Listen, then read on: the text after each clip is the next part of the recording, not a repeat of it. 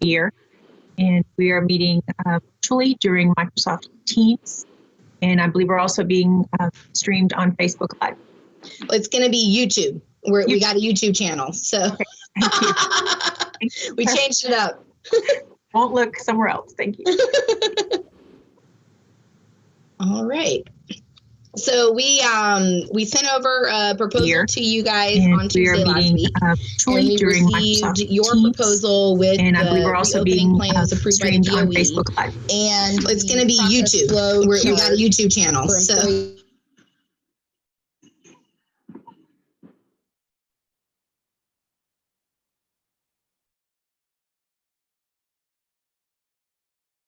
because you were already kind of working on this before, you saw ours. And so what our team did, and I'm sure you guys have probably done the same thing, is we tried to cross-reference, what you guys had in yours language, and if it cross-referenced with anything that we had said in ours. And so what do you think would be the best way to go through this? We were thinking maybe because it seems like most of what you guys have in your proposal, we have somewhere in ours, or it's addressed somewhere. We may not agree, but the subject is talked about. And then we have some that aren't addressed in yours. So would you like to work off ours or yours? It actually doesn't matter, I think, to our team. Mrs. Porteous, do you have a preference? No, I don't necessarily have a preference. Okay, so I can project yours, Stephanie. You want to do that? Yeah, that's fine. That works.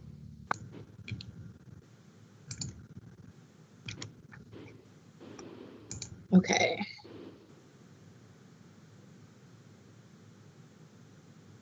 I'm going to skip all the whereases. Okay.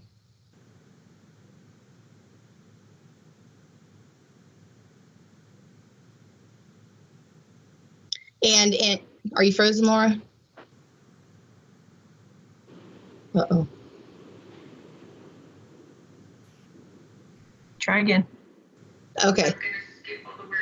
Okay, you're back. Okay. So, okay, perfect. Okay.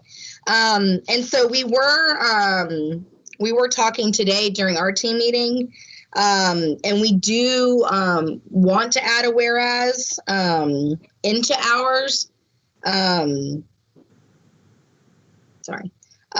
That this agreement covers all PA bargaining unit employees, that no language in this agreement will serve as an employee waiver for district liability if an employee should contract COVID-19 in their workplace. So we were going to add that as the last whereas, as we were talking today. Well, why do you feel that that's needed? We've already talked and we've already discussed the fact that we're not asking any employee to sign a waiver. That is not required through our insurance. It's not required through any provider that we have. So can you explain what the cause of it, or why you're recommending that? So when we were reading on your page 2, on the district's proposal, page 2, number 6, it says that employees and visitors will complete sign a self-screening tool to affirm their wellness and each day before entering a school or a building. We were worried that could potentially be viewed as a waiver, that they say they're fine and then all of a sudden they're not fine, because we know that symptoms don't necessarily present themselves right at the beginning of the day. And so that gave us a little bit of a concern in number 6 on page 2 of your proposal. And we actually wanted to cross out employees in general because, if they're reporting to work, we're under the assumption that we're okay. And so that's why we wanted to add in that whereas this extra protection. So I really think that's overkill. Maybe this is just me. I don't necessarily see it as being an extra protection there. The waiver and the screening tool are two different tools. So the screening tool is really for us to know that the employee has said, hey, I don't have anything. It's safe for me to come to work. Compared to the waiver, which is a true waiver of liability, that says, hey, the district can't now come back or I can't sue the district. We're not asking you to waive your rights to sue us. And so I think there's a confusion with it too. For us, we're trying to make sure that if there is an outbreak in a school, let's say with Tedra, then we can go back and say, well, Tedra attested the whole time that she was negative, so she didn't have any symptoms. We weren't provided a cause to send her home or to not have her report to campus. That is completely different from us saying you provide us a waiver of liability, saying that you won't sue us should you get COVID in the future or contract COVID here on campus. Those are two totally and separate different things. Well, and since that's your position, it might we feel that it would make people feel more at ease if it's just in writing.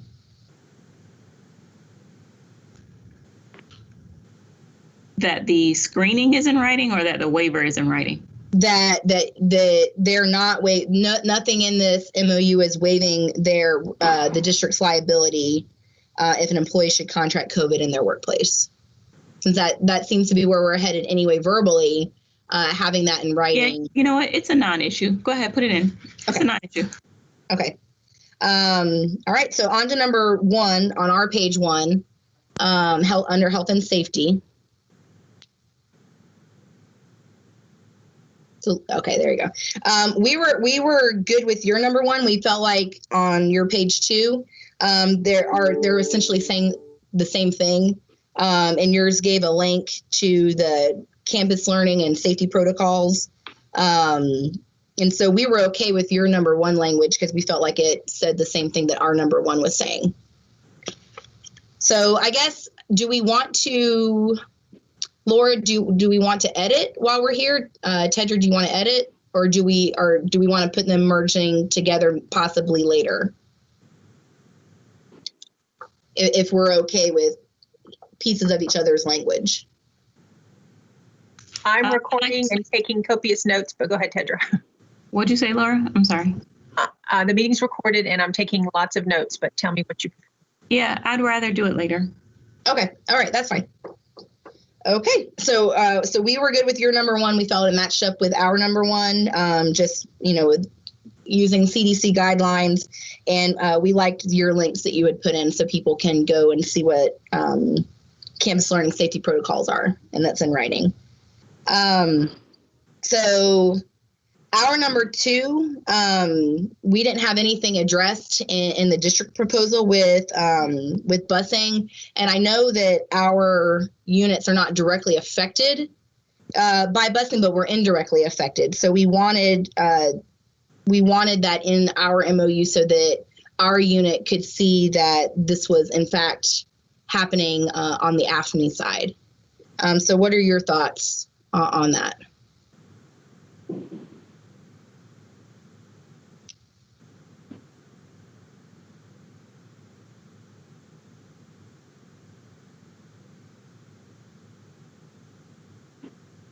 On our number 2.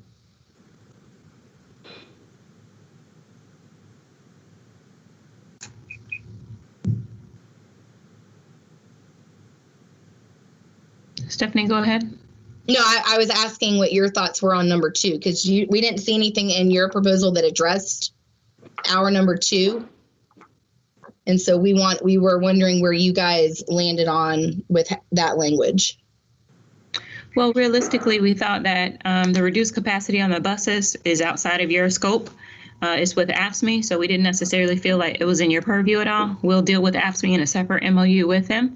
So the whole first sentence in number 2, we didn't necessarily believe was in your purview and can't agree to it for that reason. And then we will deal with the transportation issues as well. And so we were unsure as to why that was in there and why you were trying to put AFSCME language into your MOU. I guess staggered arrivals and departures would affect our unit if that were to be put into place, because we would need staff on campus, which would be our folks. But buses don't. So that whole first sentence is not for you at all. Okay.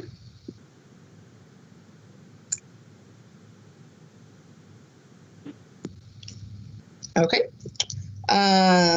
Number 3 on ours. So we felt that number 3 on ours matched up in a few places with your proposal. So we had thought it cross-referenced on your page 2, number 4, 6, and 7.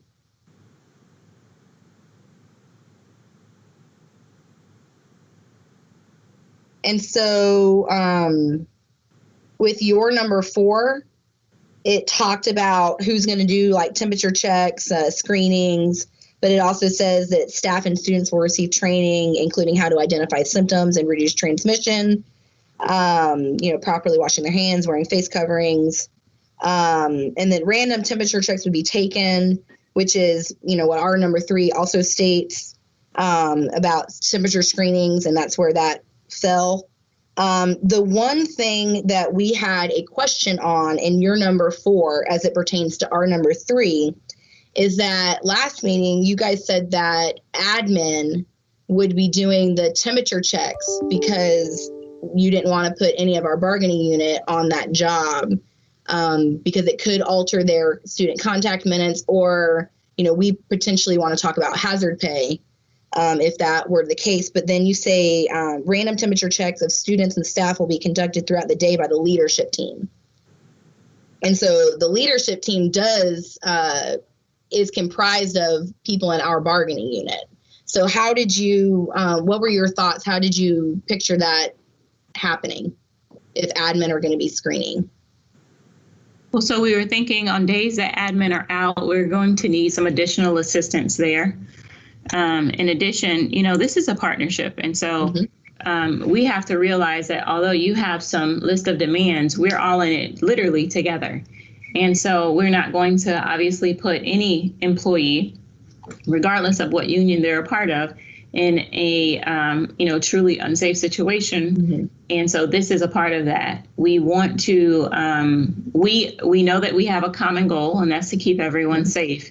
And so the more people that we have screening, the better, particularly in our elementary schools where it's only an administrator and an assistant. A principal and an assistant principal.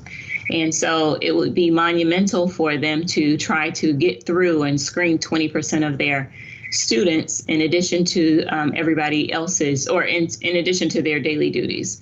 And so for that reason, we brought it out to the leadership team. We know that some of our teachers that are aspiring leaders, some of our deans, some of our guidance counselors, et cetera, they're all aspiring leaders. And so we were figuring that in the absence, one, in the absence of our administrators, but then 2, and more importantly, when we need some additional assistance, that additional assistance will be there. Okay, so if they're going to be doing it throughout the day, then how are they going to have their primary duties covered? Because I know people in leadership teams just aren't non-classroom teachers. People on leadership teams are also classroom teachers or guidance counselors. How do you envision that happening? So it would I don't necessarily see the same people being selected all the time. And maybe this is where one of my school-based people can kind of pipe up.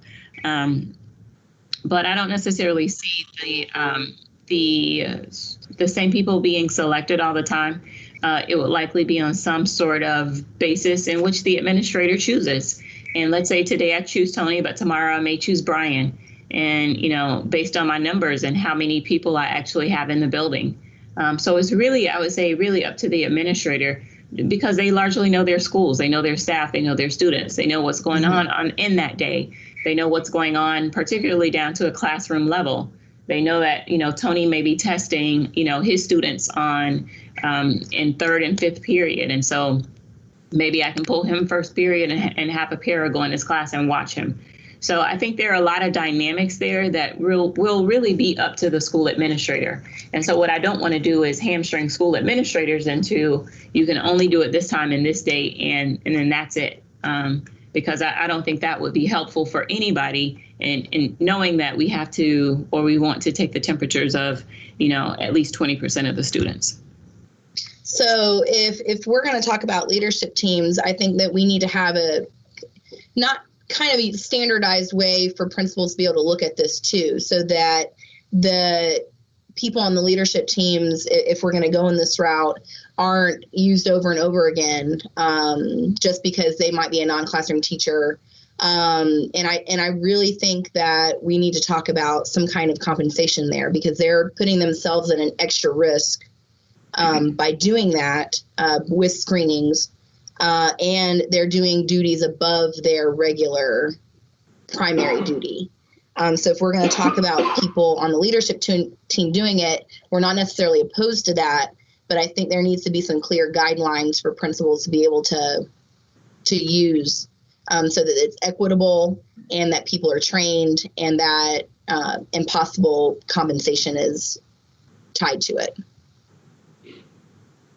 I'm going to disagree with you on that. I think a lot of our leadership and those that aspire to be in leadership, they're willing to do some extra because they understand that once they get in leadership, they're going to be required to do extra. And so asking someone to take temperatures, I don't necessarily believe would require some sort of extra compensation over and above. But that's just me. Well, but they also shouldn't, hold on. and not everybody on the leadership team is wanting to be a principal or an AP. They just want to have a leadership role in their school. And there are classroom teachers on there too. And I think we need to be sensitive to their other duties as well, because the primary goal should be instruction or supporting instruction. And I understand, and we completely 100% agree that temperature checking is going to be part of the safety protocols going into place. But we also need to think about what this impacts our classrooms. Well, we can do it on a voluntary basis. If we do it on a voluntary basis, it's up to them. If they say no, they can say no. If they don't, then we move on to the next person. We know that temperature checks have to get done. We know that at the end of the day, in order for you and your teachers to feel safe and all staff to feel safe, we have to do temperature checks. It's mandated by CDC. So we can do voluntary and go from there. I can't attach any extra pay to it. We just don't have the pay to do it. And, I'm not sure what else to say. Okay, well, I'll take when we caucus, or if we finish here, in our next team meeting, we'll talk about the voluntary basis and see what the team thinks. All right. So with your 4, 6, and 7 matching up with our 3, we were okay with your 6, with visitors completing a sign and signing a self-screening tool. We were wondering how that, on your side, what would that look like for the employee? Are they going to have to do it at home? Can you explain that a little bit further of what that would look like for staff with your proposal? Yes. Hold on for 1 second.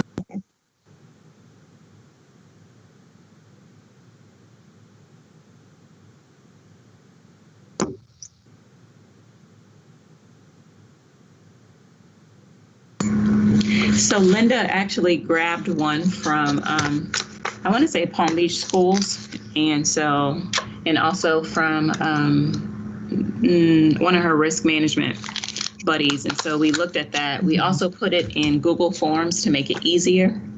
So one of the things we were thinking about is, instead of having our teachers and our staff sign in the morning, because that will be a high contact area, have them complete essentially a Google form that says, I'm Tedra Porteous today, and it will automatically populate for the day and the date. I'm Tedra Porteous. Have you experienced any symptoms this morning? No. Do you have any symptoms listed on the CDC's website? No. Do you have a fever over 100.4 or 100 degrees? No. Okay, thank you. And you hit submit, and then that's it.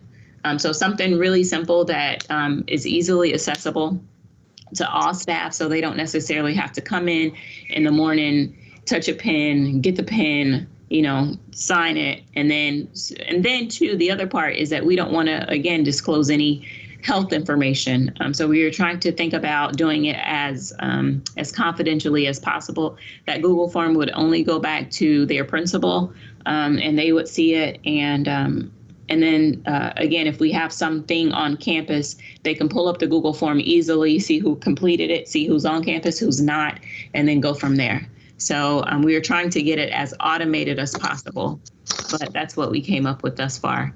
But the questionnaire is really, really simple. I can't find it right now, Stephanie, but I can shoot it to you. Okay. So that you can see it. The questionnaire is really very simple. But it's more so about attesting that you don't have any symptoms and or have not been exposed to. That's the other part, is exposure. So making sure that no one has been exposed to anyone with COVID and attesting to the fact that you've not been exposed to anyone with COVID. That's it. Okay. Go ahead.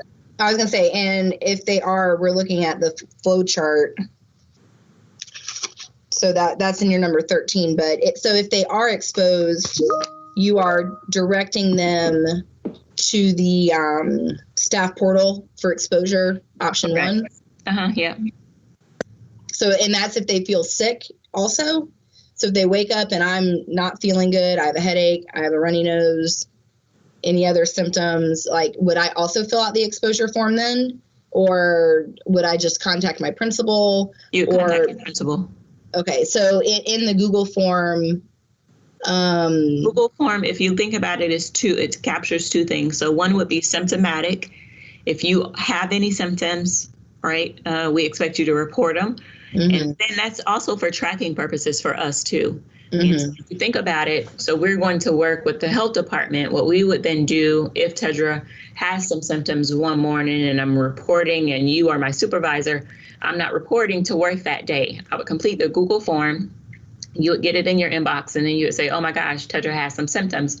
Let me go ahead and contact Linda, right? Or even Audrey, and then, or Mark Wilcox rather, the Mark Wilcox Center. You would contact some personnel from there, and then they would get in contact with the health department. And that form will then help us figure out what symptoms you have when you first started experiencing symptoms. And then 2, it will help us with our contact tracing. Okay. And then your 7 kind of goes with R3. So the social media, you're going to be using your social media platforms to inform and encourage parents. We wanted to also add in, because not everybody's on social media platforms, that requirements, expectations, and symptoms sheet should be sent out in English, Spanish, and Haitian Creole probably the first day of school, or if they're enrolling. So are you guys adding that in? Is that a plan already? I can let Michelle speak more to it if she can, but yeah, that's a given. I mean, obviously we're going to have PSAs in all the languages, and Haitian Creole and Spanish and in English. We'll send out the notifications to parents to make sure that they understand the importance of remaining home if you're ill. Okay. So that we felt kind of fit into R3. And so we are not opposed to kind of combining some of that language. So again, so Laura, maybe on the technical side, do you want us to add in your language, or do we want to work on it together at some point, not here? Or what do you think would be the best technical way to do this? Let's work on it together at a later point, the actual language. Okay. We have concepts here, but we might need to work on the actual language together. Okay. I'm okay with that then. Is that good, Tedra? Oh yeah, certainly. Okay. All right. So expert in language, so say that again. Laura is my expert in language, so I defer to her. Okay. As well as her deferring to me. So, but yeah, she's a language expert. And Stephanie, if you could tell me which MOU you're talking about when you're talking about it, I know I'm probably making people busy by flashing back and forth. Okay, so we're working off ours, but I'll reference district MOU when I'm looking at one of your numbers. Does that make sense? So we have our PEA proposed one up that we sent over to you guys on Tuesday. But I also am trying to cross-reference where we're talking about the same thing, or we even share some language. So I don't know if you want to have yours up too and have them kind of side by side. I know that's how I'm looking at them right now, is I have them both up, but I don't know how easy that's going to be with the shared screen.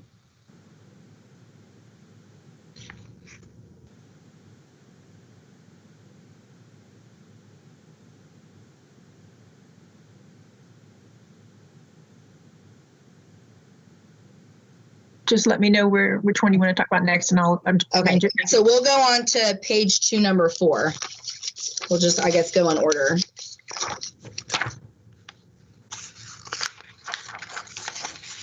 Are you going to put yours up, or we just want to look at ours because it's really small right now, Laura?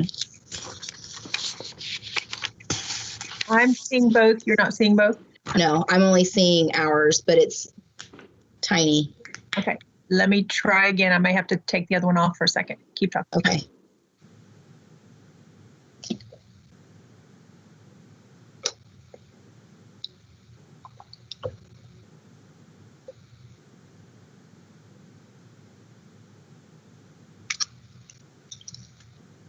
Yeah, Laura, on the screen, it just looks like it's theirs, but I don't see ours at all.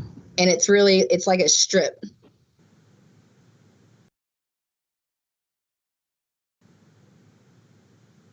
I'm sorry, I'm not able to figure out split screen with the sharing. Okay. I'm seeing a split screen, but you're not. No, because now I only see y'all's.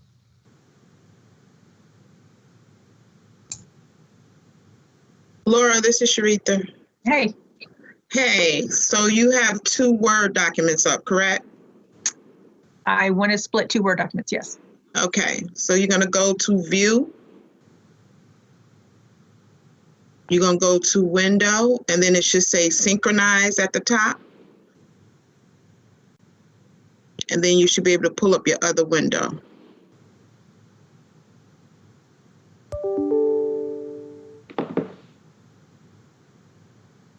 Does that help? In Teams or in Word? In Word. Yeah, I did split screen and it's not displaying both.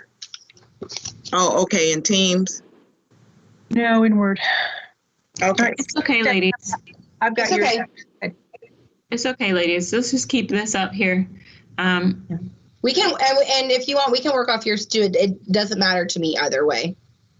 So I see yours right now, but it is kind of small, Laura. If you could expand it.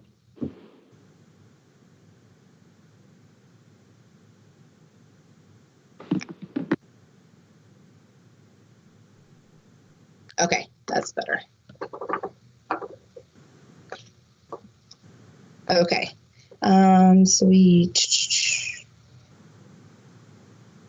Okay. So since we've moved to your proposal, not our proposal, let's go back to your 2. Okay.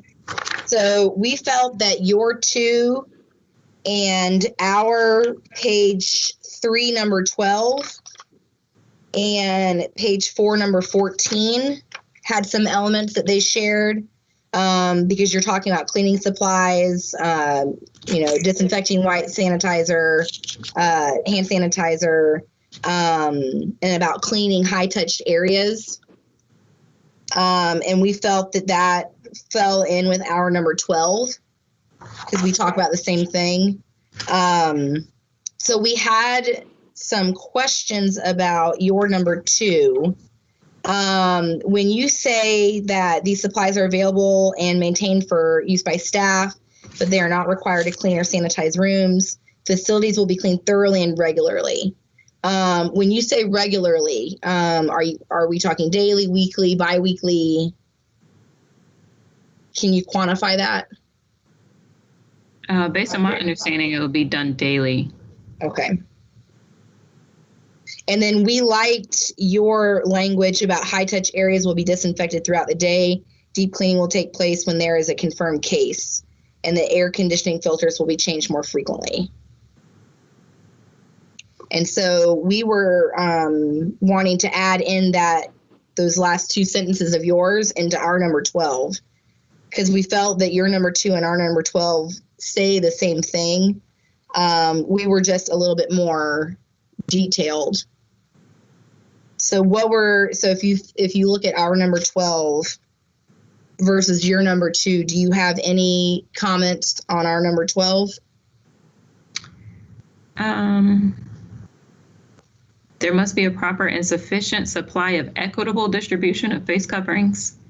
See, here's the issue with that. I don't want equitable to me has a lot of meaning. And so I don't want someone to try to grieve us about what they believe is a inequitable distribution. Further, hand sanitizer with at least 60% alcohol. I don't know that we need to specify and get into that level of detail. I can say that the majority of the sanitizer that we're buying has 80% alcohol. So some of this is just because of, I understand that you all are trying to keep your teachers safe. Hear me when I say this to you all, though. We are as well. We're not going to do anything that would be adversarial to that. And so getting to me to this level of detail is almost, I don't know.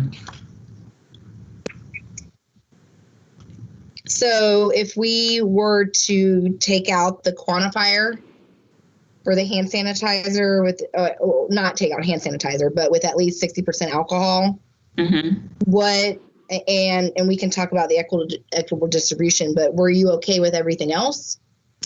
So I don't like the at least 60% alcohol, nor do I also like the foot pedal trash cans. I don't know if that, for right now, I don't know that that's practical for us. I think that's ideal, but again, I don't want to be grieved because we don't have that in there. The no-touch foot pedal trash cans. Okay. And so bargaining unit employees. Go ahead. Okay. No, you go ahead. No, that's okay. Go ahead. I was just going to come back to the equitable distribution in the second sentence. So there must be a proper and sufficient supply. So how would we work that? Would principals be able to talk to each other saying, hey, I have a lot more of this, like, do you need some? Or would that be a district deal in moving those supplies around? All over the county, we are stocked, and a lot of our business partners have really come through. So whereas in other districts are saying, hey, how did you get this? How did you get this? Thankfully, Polk is rich in people that would like to help us. And so we have a lot of supplies. We have a lot of things that we are waiting to pass out so that teachers, can feel safe in their classrooms. And so it would just be a communication. If you need paper, hey, I need some paper. You go talk to your principal secretary, and then she unlocks the magical room full of paper and provides you with some paper. And so I think we just have to be reasonable, and we have to be fair with each other. We're not trying to keep anything from any teacher or any employee that they feel will keep them safe. And so I'm not sure what the equitable, to me that implies that there is some inequity, that we're going to pass out, I guess, more face masks to others and then say, no, you only get one. You were a bad employee today. That's silly. So again, we're trying to keep everybody safe. So if we took out an equitable distribution with at least 60% alcohol and the no-touch foot pedal trash cans, what are your thoughts now with number 12? If we were to give on that. I'm okay with it. Okay. Well, wait. The Deidre? last one? Yes, thank you. I was going to, this is John Hill. Hey, good John. afternoon, Stephanie. I was going to say the last sentence there, I Yeah. certainly would want our teachers or any staff member to be able to come to our principals or whoever is centralizing those products at the school or who's responsible for them and ask for assistance or support with that. But I think we're going to have plenty of supplies. I would suggest that they would just, like Tedra described, ask for those supplies so that we can make sure that they have them. So are individual principals ordering for their school also, or is the district handling? Well, the district has centralized that process to ensure that we have plenty, but principals certainly have the latitude to purchase products as well if they feel the need, if they deem it necessary. Okay, so district just centralized. Principals can. So is the last sentence there, if supplies are not available, employees purchase supplies with their own money, they shall be fully reimbursed when receipts are submitted? That's what I'm speaking about. Right. Okay. So, I mean, how confident are you in your supply chains? Quite. Very. So we haven't had, you don't foresee an issue with getting things and reordering? No. Okay, so what if that changes though? Would teachers, I know Ms. Bird had put out lead money and then we got, an uproar because lead money should really be for academics.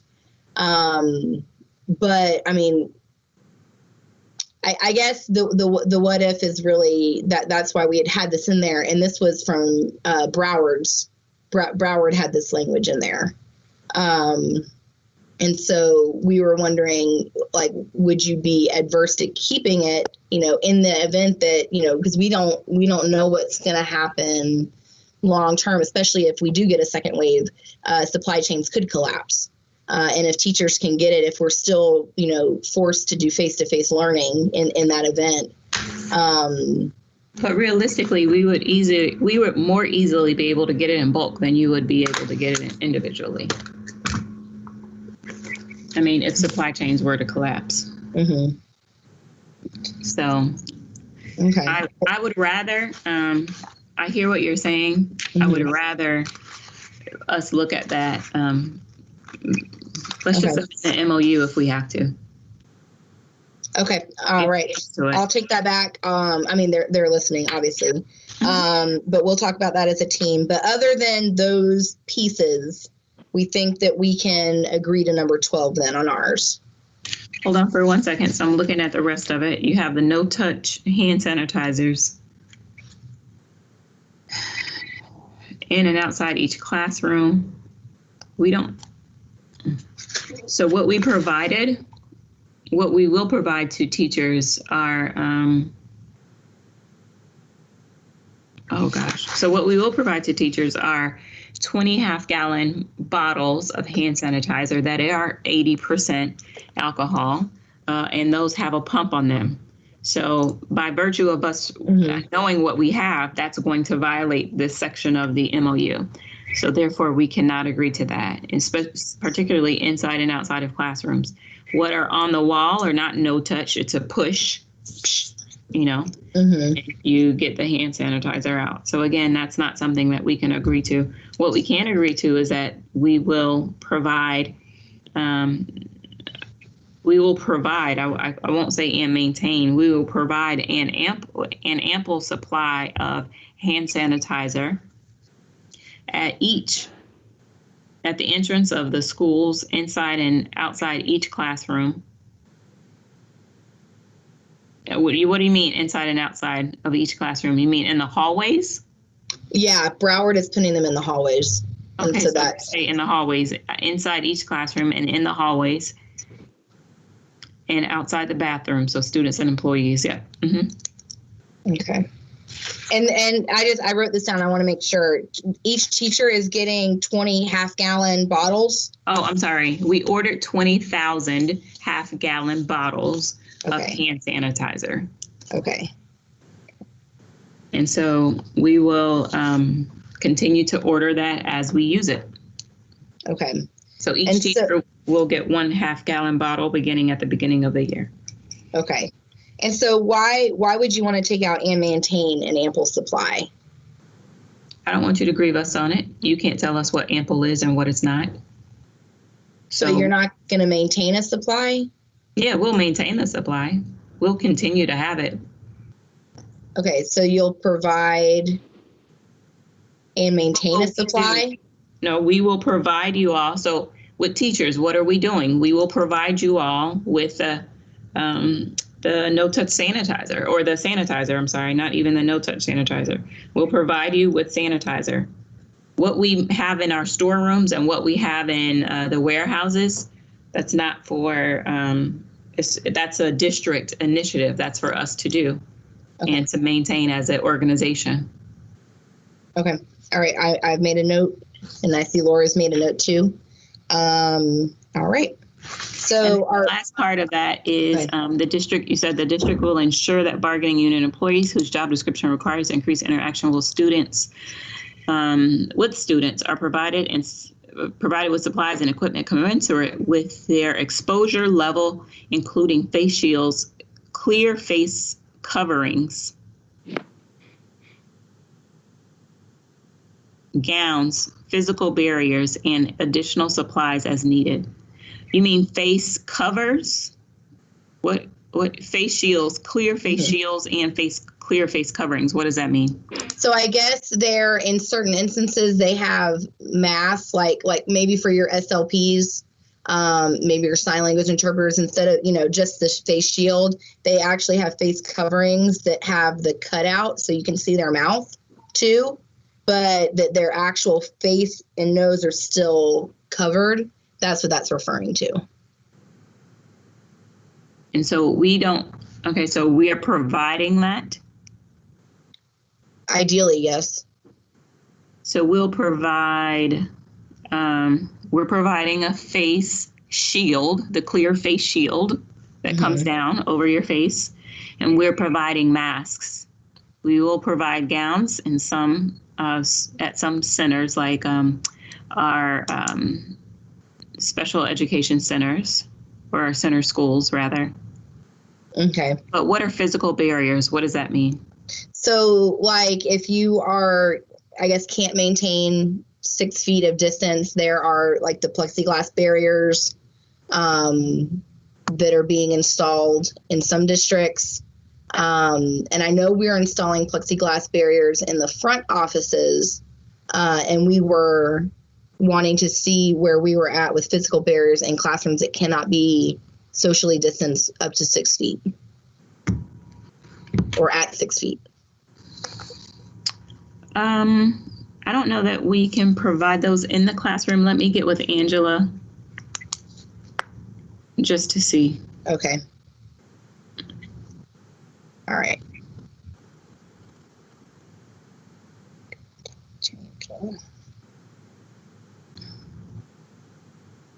Okay. So are we going back to your proposal, Laura?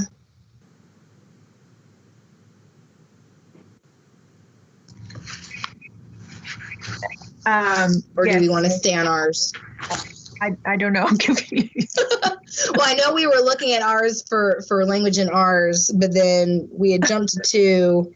So hold on. So I guess you're trying to merge 2 and 12. You're trying to merge R2 with your 12. Yes. So we were looking at your 2, yeah, and R14 also addresses some of the cleaning.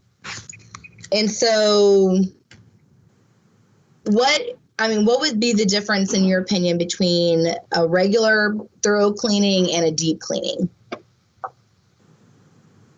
To go back off your number 2. So if facilities are cleaned thoroughly and regularly, daily, what does that look like differently if they're deep cleaned? When someone tests positive, we have to use, or we know that there's been a positive, we have to use additional materials and sanitizers. And so from what I understand, that can be quite costly. So it's more than the sanitizer for lack of a better term, that we use on a daily basis. So let's say we use a disinfectant on a daily basis, and then now we have to use a special sanitizer that we know, it cleans and kills coronavirus. And I'm not saying that the disinfectant that we use doesn't kill corona, but we know that the sanitizer does. Okay, I gotcha. We have to take different steps once we know that we have a deep cleaning. I mean, once we know that we have a confirmed case. Mm-hmm. So would you? So we were when we read that, we were obviously good with that with a confirmed case. Would you guys be also deep cleaning every 2 weeks or every month, or do you have a timeline for that, or is it just when you have confirmed cases? Based on my understanding, I'll check with Angela again, but just based on my understanding, it's just when we have a confirmed case. I know that we'll be cleaning often, we'll be sanitizing often, but the deep cleaning, I think, will only occur when we have a confirmed case. Do we have I guess maybe check with Angela to see if there is enough manpower and supplies to do it once or twice a month without a confirmed case? Okay, we can see. Okay. All right. So Laura, are we going to go back to yours, or are we going to stay on ours? Stay on ours. Go ahead. 3. Okay. So go to 3. We are okay with your 3. But we think that 3, 8, and 9, your 3, 8, and 9 probably go together. Because your 8 and 9 are talking about employees being provided, the mask, and that number 9, teachers and itinerant personnel for pre-K, VPK, and the list you have there, they all talk about face coverings. And so we kind of felt like they should go together, but we were okay with everything there. That you had 3, 8, and 9. That matches up with our page 4, number 13.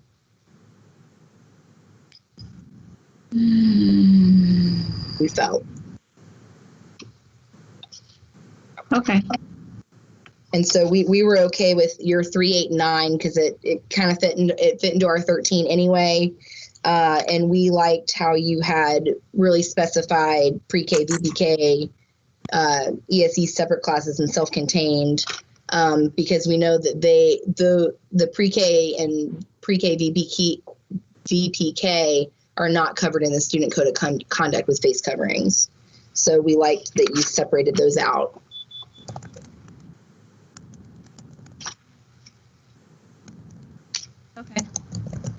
Okay. All right, so then we've already talked about your number 4 in relation to our number 3.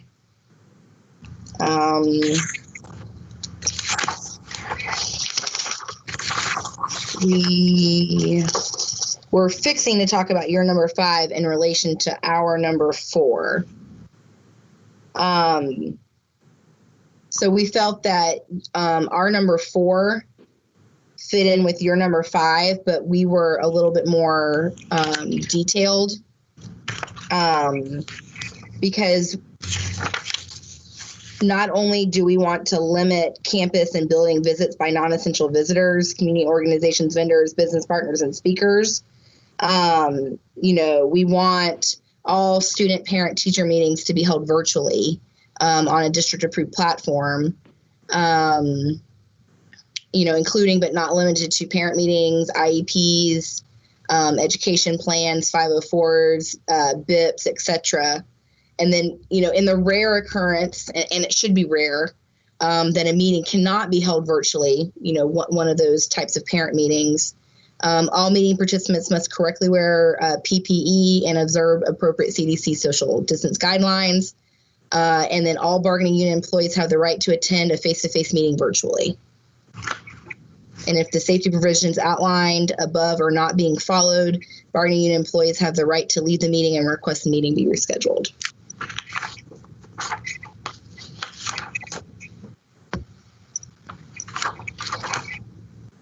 Hold on for 1 second. Let me find my notes on this one.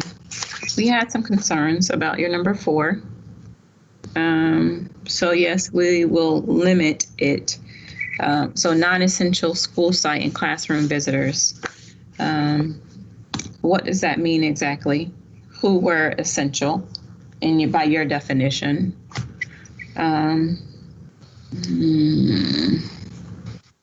Well, go ahead, start there. Let me find my notes. So, I mean, non-essential school site classroom visitors. So, I think you listed them out pretty nicely, actually. Community organizations, vendors, business partners, speakers, and really it's, limiting the public on campus in general. So that's why we said all parent meetings should really be virtually, in the rare occasion that it just can't be. And we know that there are probably going to be very few exceptions to that. But we should be limiting the number of extra people on campus, and that includes parents, guardians, that those meetings should be held virtually. And so that would be our only addition to the non-essential visitors, because those meetings were successfully done virtually in the fourth quarter, and we think that they should continue to be done virtually in that same manner. So that was really expanding non-essential visitors, other than what your list had already specified. Yeah, so I think the issue with that is parents.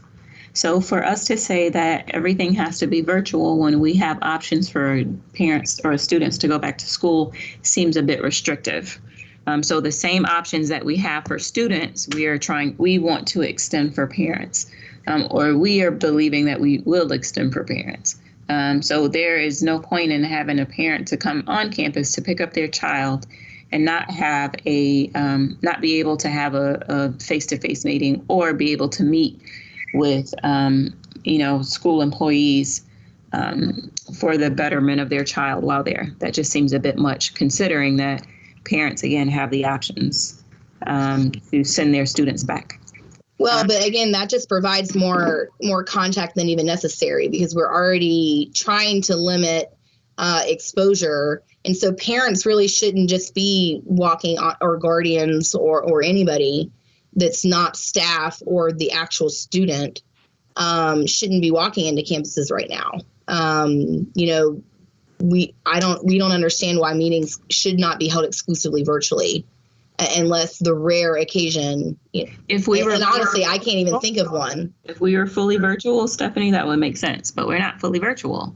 And so you can't say that your child, I'm just going to go on campus and not pick up my child and not be able to talk to anybody, and so not even to that extent. Let's just say if I want to have an IEP meeting, if the CDC guidelines now say up to 50 can meet in a room, then you cut off half of the, maybe the principal will cut off half of the library, and you have a IEP meeting with 10 people all spaced out. We're unsure of what the issue is. If everyone has on a mask, everyone's temperature will be taken. You can even put the parent further, but the parent should at least be able to have some communication with people on staff. We're not disputing that. I mean, they can have their communication virtually. And I mean, they can see me just as they can't meet virtually. That's the issue. So you're assuming that all parents have access to a computer, and they don't. And let's just face it, a lot of our parents are poor. A lot of our parents don't have access to internet. And so you're saying, no, we're going to force them into that. And that's not right for our parents. We have a lot of parents that just don't have a lot of money.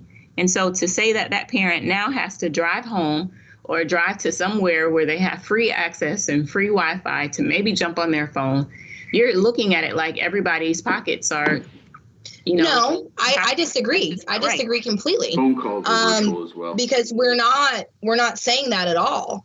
I mean, we even have the rare occurrence, because most people, even through their phone, have access to meetings. I mean, that. And I don't know that we can do this under IDEA either. I don't know that we can limit a parent's meeting and the platform in which they meet pursuant, the platform to which they meet on their student's IEP and IDEA. I don't think we can do that. Well, that's Okay. something that we will check on, and I would like you to. I think Dr. Steinke's on here. Am I correct? Maybe she can answer that. Yes, I'm here. My concern with that is that, first of all, parents have the right to participate in every IEP meeting, and they have to be given that right regardless. Anything that could be perceived or even actual as a barrier for their participation and their ability to communicate with their teachers, service providers, or anybody that needs to be a relevant member of that IEP team meeting, if that's perceived to be a barrier, then we could have a legal compliance issue with those meetings. So we cannot mandate that meetings are held virtually. We definitely cannot do that. Not for IEP meetings or 504. Well, but okay. So I'm getting feedback now. Okay, we'll try it again. Are you guys hearing the feedback, or is it just me? You have your microphone still on?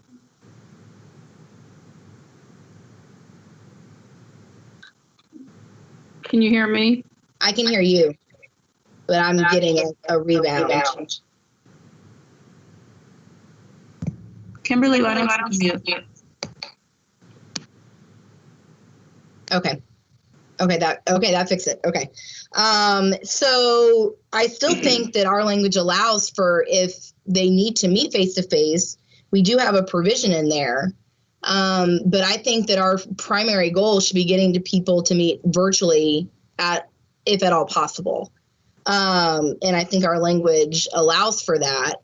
But I also, me personally, and our team felt the same way. If I go into a meeting and we're not socially distanced, or, parents not wearing a mask the right way, we should have the right to protect ourselves too. And that's why we have the meetings requested to be rescheduled, or they can join virtually.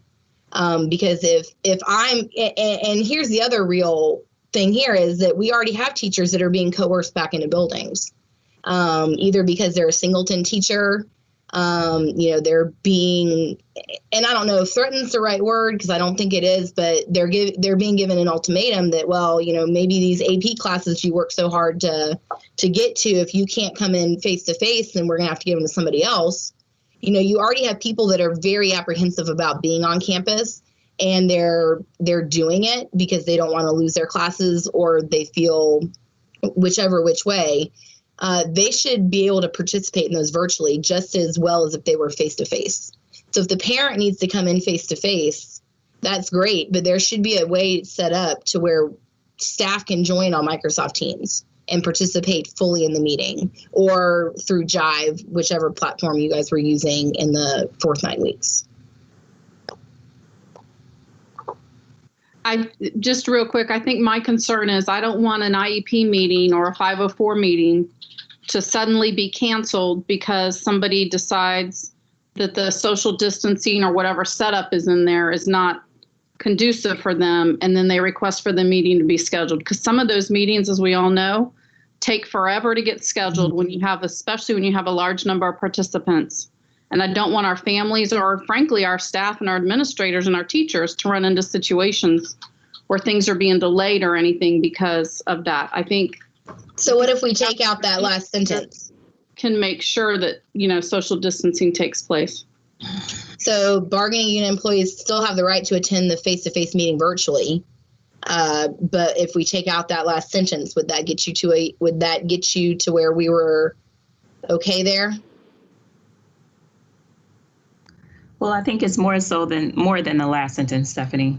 That full paragraph. All student, parent, teacher meetings must be held virtually on a district-approved platform. We cannot ensure that, Stephanie.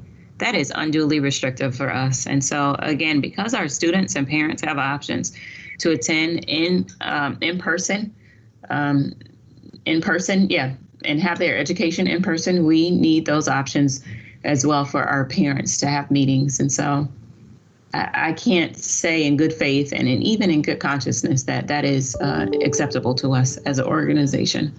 It's just, that's unduly restrictive.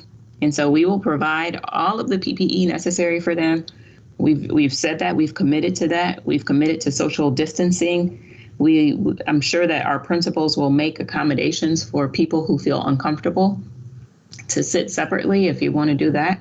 But just to say all meetings and all bargaining unit employees have the right to attend face-to-face, it seems a bit overbroad.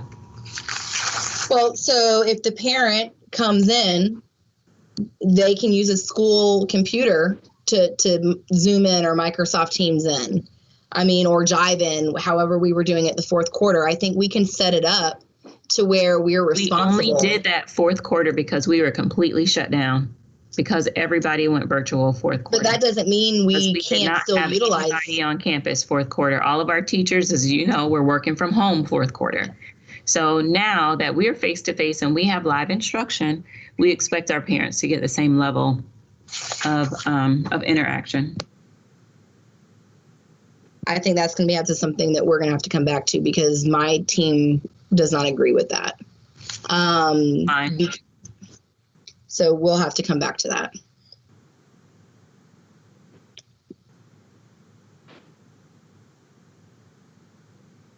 All right.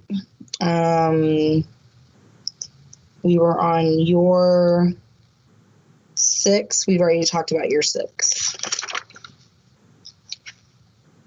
And we've talked, did we talk about your 7? Number 3. Yes, we talked about your 7, and we're good with your 8 and 9. So let's go down to your number 10.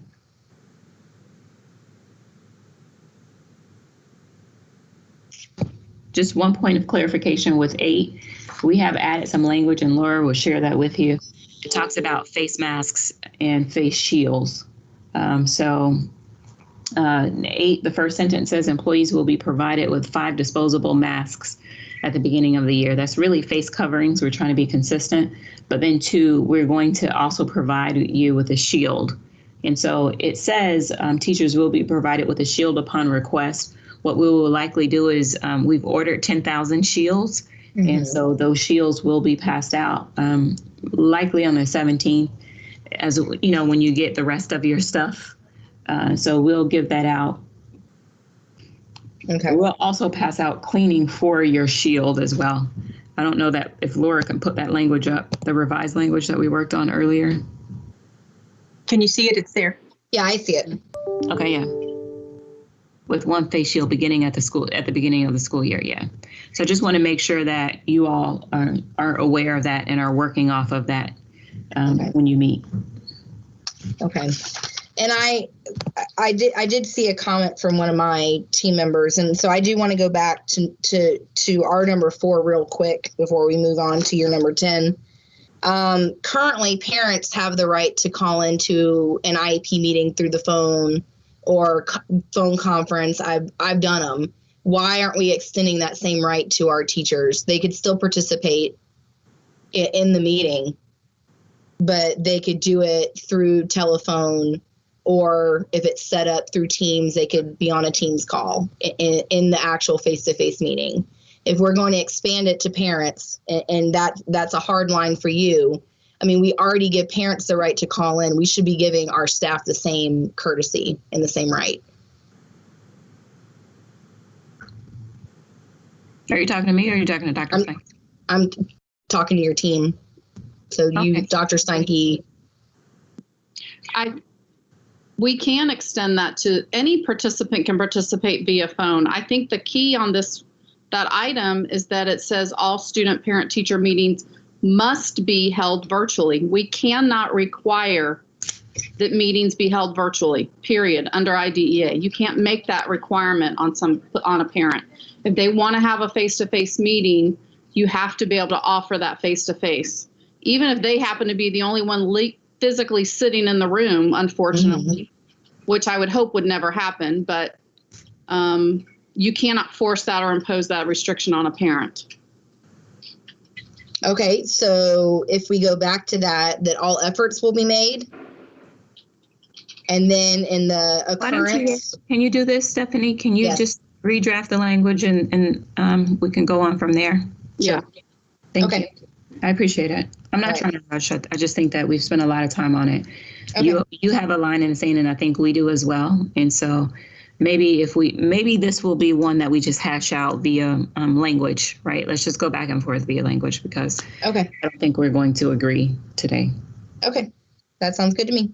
All right. All right. So back to. Sorry. And one more thing I noticed in ours, it says 8 with 5 disposable masks. I know that they will be provided with some reusable masks. And I think, I'm not sure about the disposable ones, so I need to make sure. But I think they're reusable, not necessarily disposable. But let me check on that. Okay. All right. Okay. Well, okay, that sounds good. Mm-hmm. And Laura, when we're done, can you send that over? Yes, be glad to. Okay. Okay, thank you. Okay. So we're going back to your number 10. Okay. Okay. So we feel that lines up with our page 4, 16, and 17.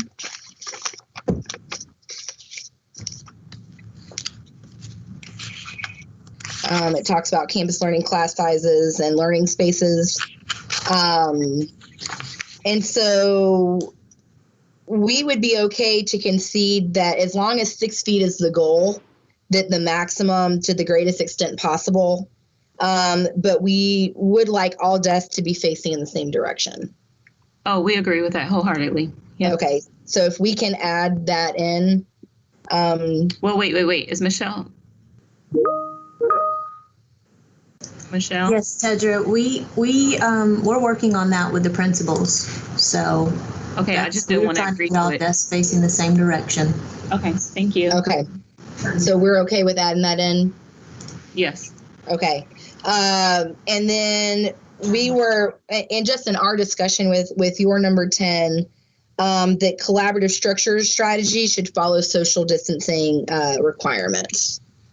So, we know that we're going to try to, do collaborative work as much as possible, but it needs to follow all social distancing requirements. They shouldn't be moving their desk really. We're going to have to get creative. So if we are doing collaborative structure strategies in class, that they need to follow this language to where the desks are still is as far apart as they can be with the limits of the room, and that they are facing forward. Okay. Okay.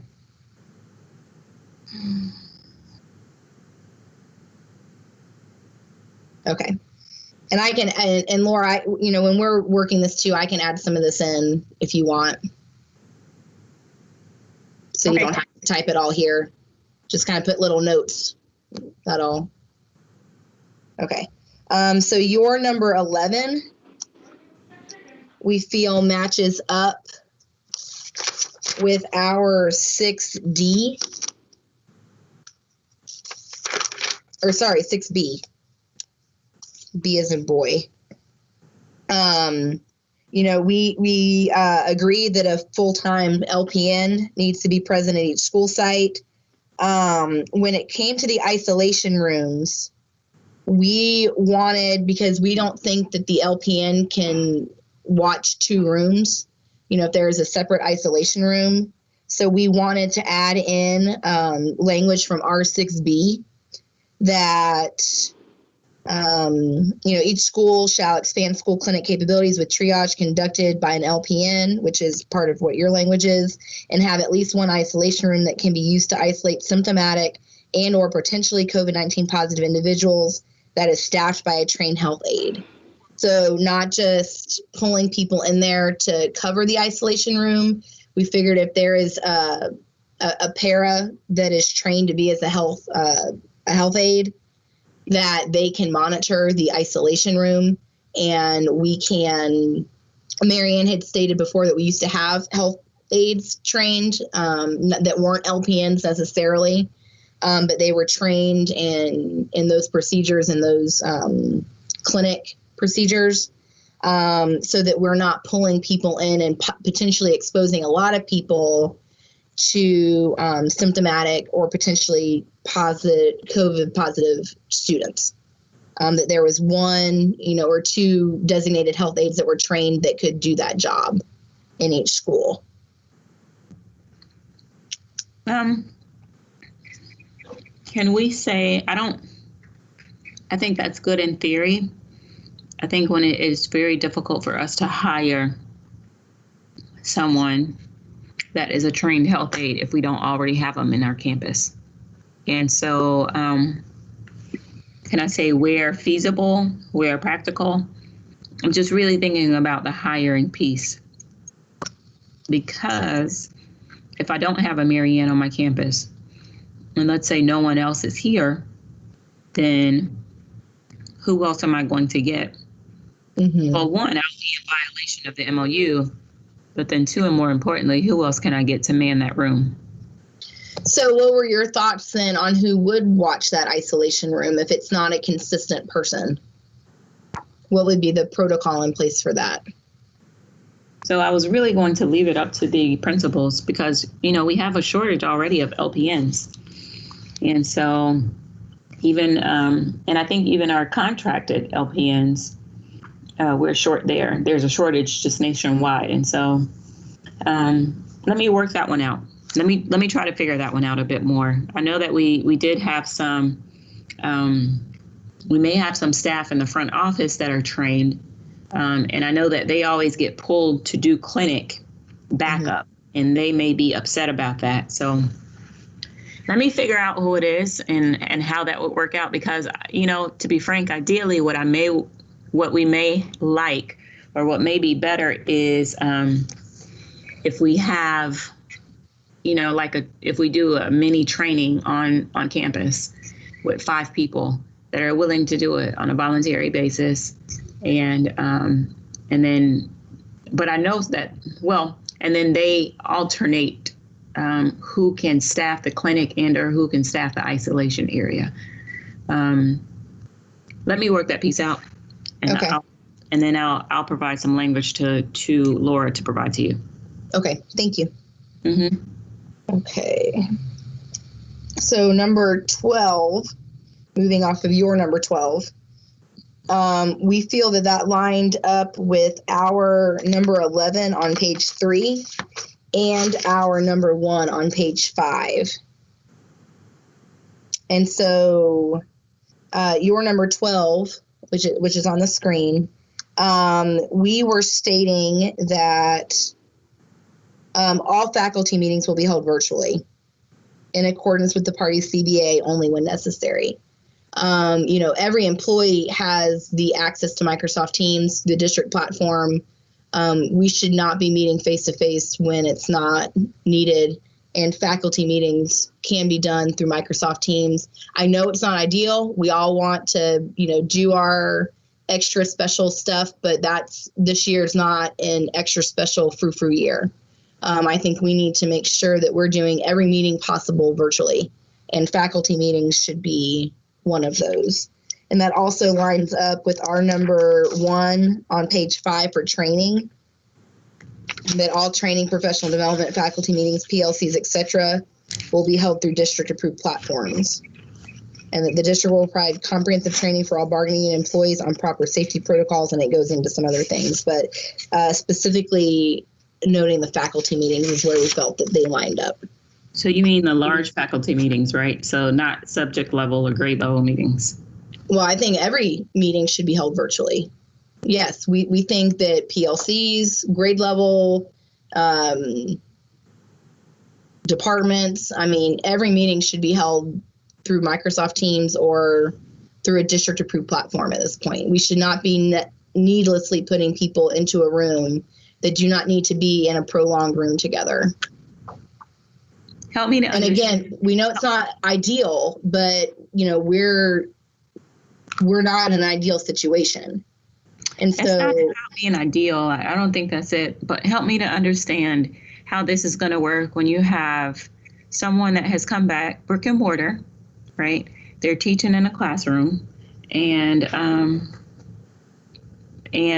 you have a department, let's say just a whole department that has come back brick and mortar. And so you're saying that whole department, even though they've been with their kids all day, they've seen each other all day, they're not to have a department meeting, socially distanced. Is that seems a bit.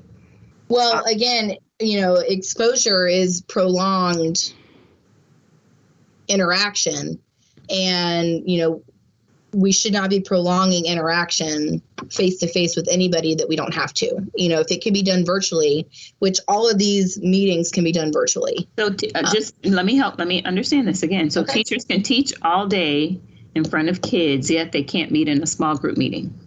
I mean, again, our position is that we shouldn't be opening brick and mortar at all because it's not safe. But I mean, again, that kind of goes with again, prolonged meetings. Yes, you're teaching in front of kids all day. You're doing the best you can, but that doesn't mean that you should be getting into groups with people that you could do virtually. And that's just the prolonged exposure piece that we should be avoiding at all cost. So what about, let me ask you about brand new teachers that need support,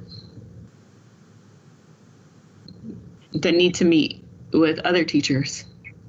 I think, so here's my issue. Let me just be honest with a lot of the MOU that you suggested it's very broad. It's these very broad strokes, all must, shall be, and we are, like you said, we're not in an ideal situation. And so the same flexibility that you want from us, we need from you all. And so I just want you to be mindful of maybe what the ask is, because the ask sometimes seems a bit harsh, unreasonable, when we are all back to work. And so it may not be ideal. We get it. We know that FEA is pushing for virtual.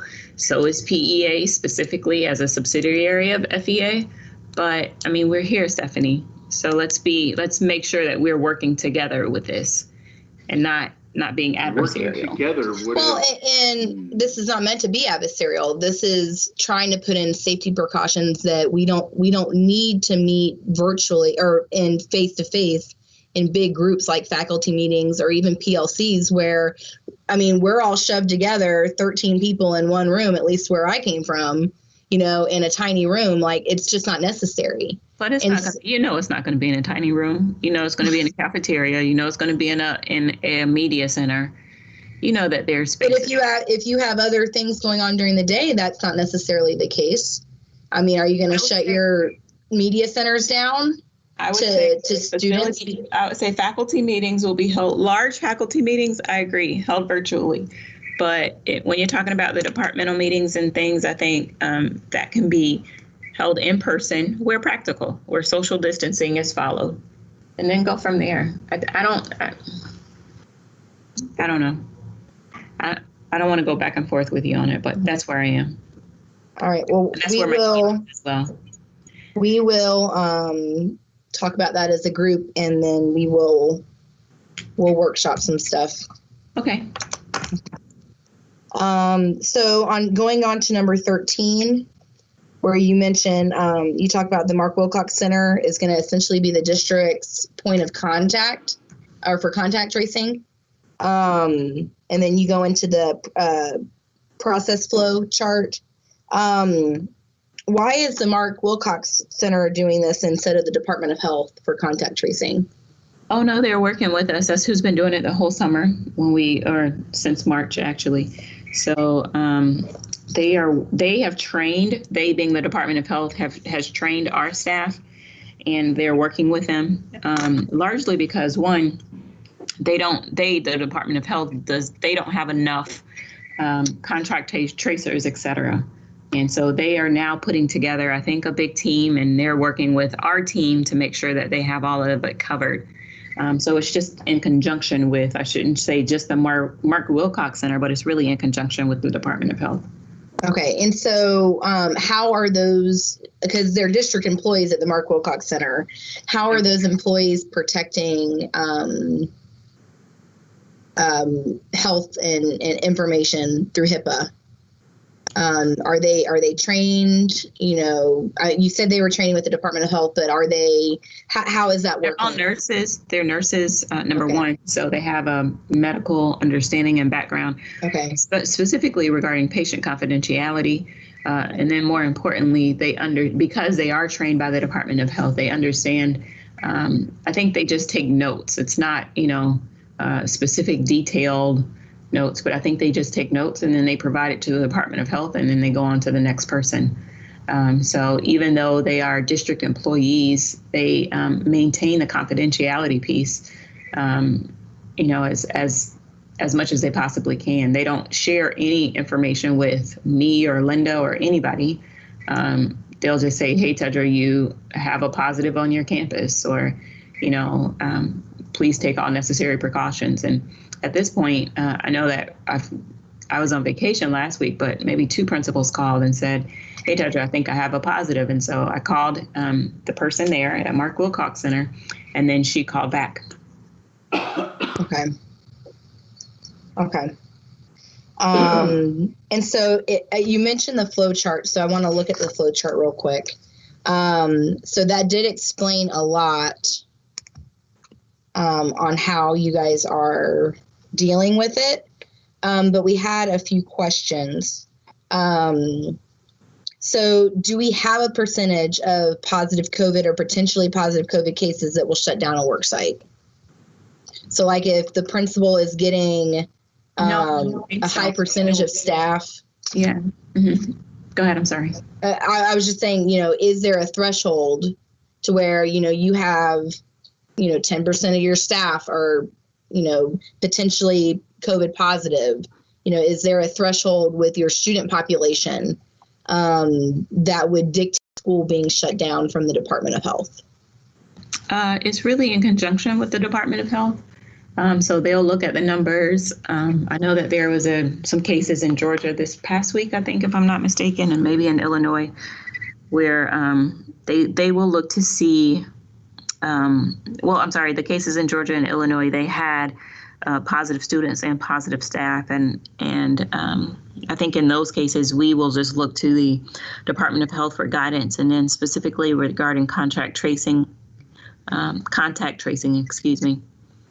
So no, I don't think there's a specific number. I think it just depends on, one, can we provide the services? Because we still have to teach at the end of the day, right? And so that's our main goal, is to provide safety and for our staff and students. And then 2, where it does become a safety concern, i.e. we have too many students for our staff, I think that's something that Mrs. Bird will then make the determination on. Okay. And that, I guess that was my, okay. Sorry, second question on that. So if principals are getting, or site managers are getting notifications from employees that they have a positive case or potentially do, how are principals notifying other staff, students, and families that they might have an exposure to a potential COVID positive case? I know we cannot release the name, but how is that procedure and protocol for your principals and site managers for other work sites that aren't necessarily school sites? So again, that would all be in conjunction with the Department of Health. They'll do the contact tracing, and then go from there. So they'll call those people and notify them you are possibly exposed to someone, et cetera, et cetera. And it really depends on their movements throughout the day and where they went throughout the day, and even 2 days before that. Is there a timeline for the health department to contact people? I think what they try to do is do it within the first 3 days, if I'm not mistaken. I think it's the first 3 days, but I think Dr. Jackson is going to present on that likely tomorrow as well. Okay. Potential.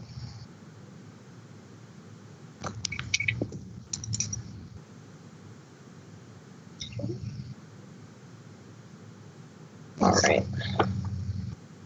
Okay, so we'll look for that in the work session too tomorrow from Dr. Jackson. Okay, so moving on to your 14.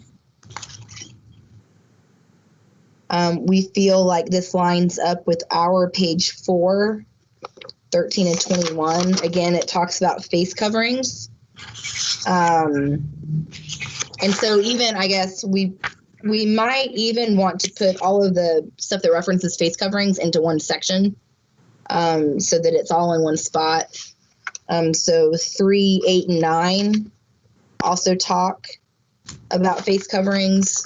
And so we might want to put 14 and 15, grouped in there together if you guys are amiable to that. Mm-hmm. And so do we have a district standardized enforcement protocol for face coverings? So within the student code of conduct, it's going under dress code, correct? Yeah. And so with dress code infractions, it has been historically that students are not OSS for dress code violations. The highest level they can get is ISS. And so how are we going to handle, because it's not, and I understand why it was put into dress code. We understand that. But it's not truly apparel. It's a safety device.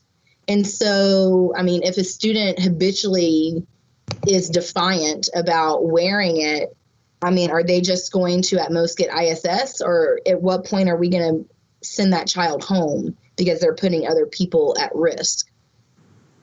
That was the question from our group. Let me work with Brett Butler to get you an answer on that one. Let me just work with him. Okay.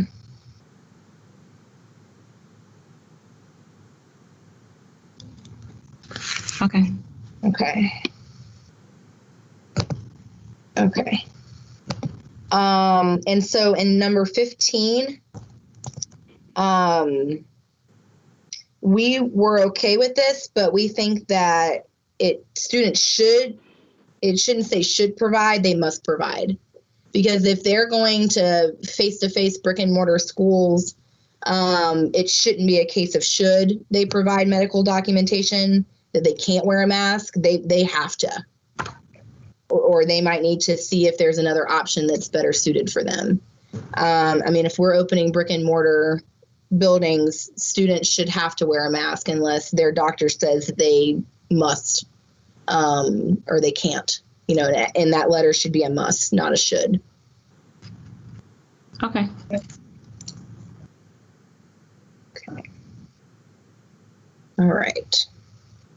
So I see we're getting into your section B, but we are getting to 5 o'clock. If we're okay with moving past 5, is your team okay with going a little past 5?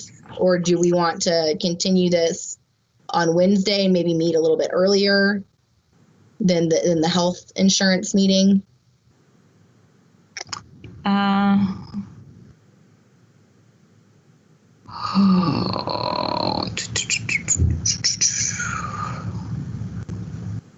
Wednesday is packed. I have to go. You know what?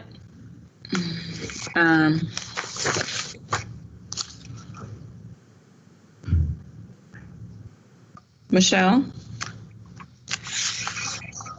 Yes. Yes. No, just making sure you were there. Okay. I'm here. She's going to go ahead. I'm going to jump on my phone, but she's going to go ahead and do the instructional delivery requirement in B. Okay. So I just wanted to make sure you were aware. Okay. Okay, go ahead. Okay. So going through with B, the criteria for assignment to campus, e-school, and instructional delivery requirements from the district proposal.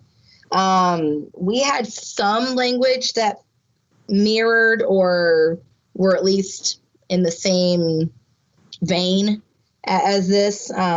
So we'll just go through your language and with our thoughts. So section B, number 1.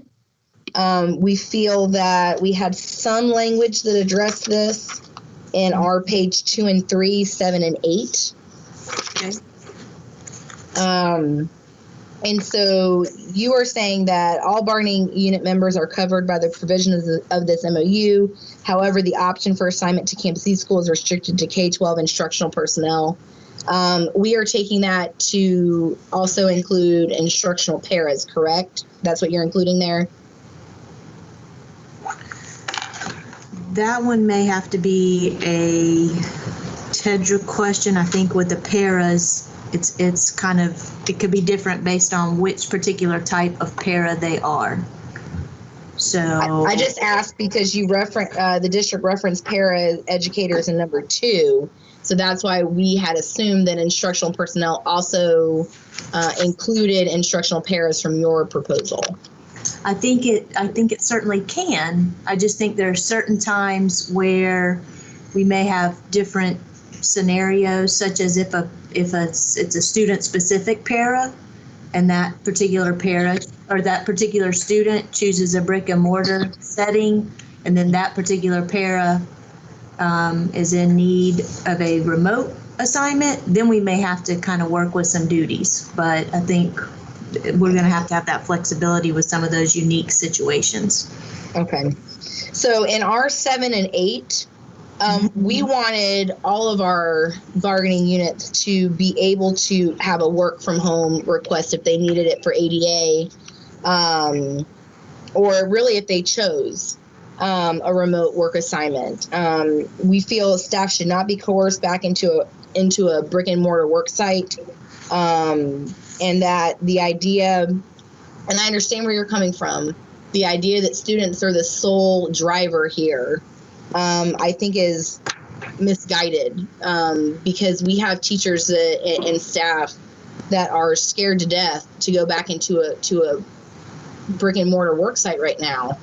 But they feel like they don't have any other option depending on what they teach or what they do. And so the idea that we are going to be able to offer all of the classes that we were offering last August in face-to-face or even in our Campus East school is unrealistic at this point, because we need to be making sure that our staff are taken care of as well. And I think you guys agree with me there and with us there. And so we wanted to be able to, in 7 and 8, where support staff, including paraeducators and our educational support personnel, which are our clerical units, shall be assigned to support distance learning or remotely support local campus needs that reasonably fit within their position or their pay grade, while still taking care of their primary function as much as possible.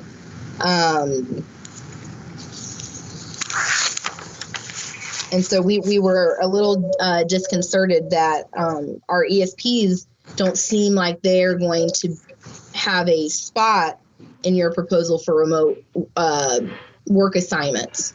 And if they do, we weren't sure how that looked like what that looked like for them.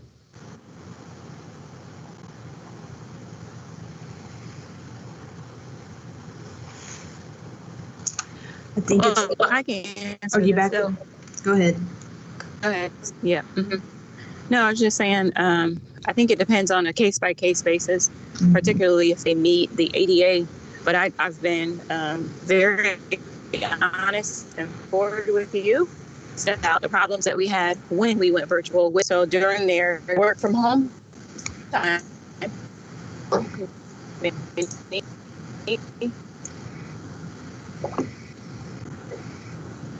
said that they weren't working, or these are so that really posed some difficulty for us in terms of getting our work done. And so I think I hear you in terms of, yes, they need to, or we would like for them to have that option, but we also have to balance them really doing and being able to fulfill their 8-hour duty from home and what that would look like. Because if it's not, it may not be practical for them. So do you have on your side the ESPs that have at least where we could start with, if they've been approved for ADA accommodations, have you guys been thinking about different ways we could accommodate those folks without just telling them, well, you're out of luck? you either got to come back or you don't have a job? Like, have you guys thought about what that looks like on your end? Yes, we've had a number of robust conversations about the duties and the responsibilities of our ESP or secretarial staff when they work from home and what that means and what they're required to do. Mm-hmm. So yes, we have had, again, a lot of conversation about that. Could you, when you send this over, is there a way that you can share with us some of your thoughts with that? Because we were thinking that they could, if they couldn't do their job, like that their primary function is, that they would be supporting distance learning as well. That could be a possibility. But even in supporting distance learning, remember, this is not going to be like the fourth quarter. So it's not just making calls and making sure that people are there. It's a lot more work. And then on top of that, we are in school. So if they're not doing their normal job duty, that means that someone else is. That means that the ladies that are back in the office that are also ESP are picking up that additional work. And so a part of the ADA is whether or not you can do your job with or without accommodations. And so if we're accommodating you and you still cannot do your job, then that's a problem. So we just have to make sure that, we're clear on that everybody's on the same page on that. But yes, I'll be more than happy to send over some job duties. I don't know if it's going to be feasible and or practical for them, though. That's a lot of time for a non-instructional person when we are truly an instructional organization to work from home. That's a lot of time. Okay. All right. So 2A on your side. Mm-hmm. While it's not ideal, we do understand why you're prioritizing. So we're okay. We do need to protect our medically fragile people in the first round. So we're okay with your A. And so in B, obviously you have to place them in areas that they're certified for instructional staff. So we're okay with B. C is where we had some problems. When the intent form first went out to staff, it was not widely told, and we weren't aware that principals were going to be using timestamps for the employee intent form in their prioritizing of e-learning. And then the board extended the intent form for staff another few days. And there were people that waited until July 27th originally to fill it out because they were looking at the numbers and they were making a decision based on the numbers on what they were going to pick. And so we don't think it's really fair to do it based on a timestamp. It should really be prioritized after ADA accommodations are met for folks with comorbidities to COVID, and they have that documented, that it really should be district seniority with in-field certification already considered, not the timestamp. You should be going on district seniority, not the timestamp.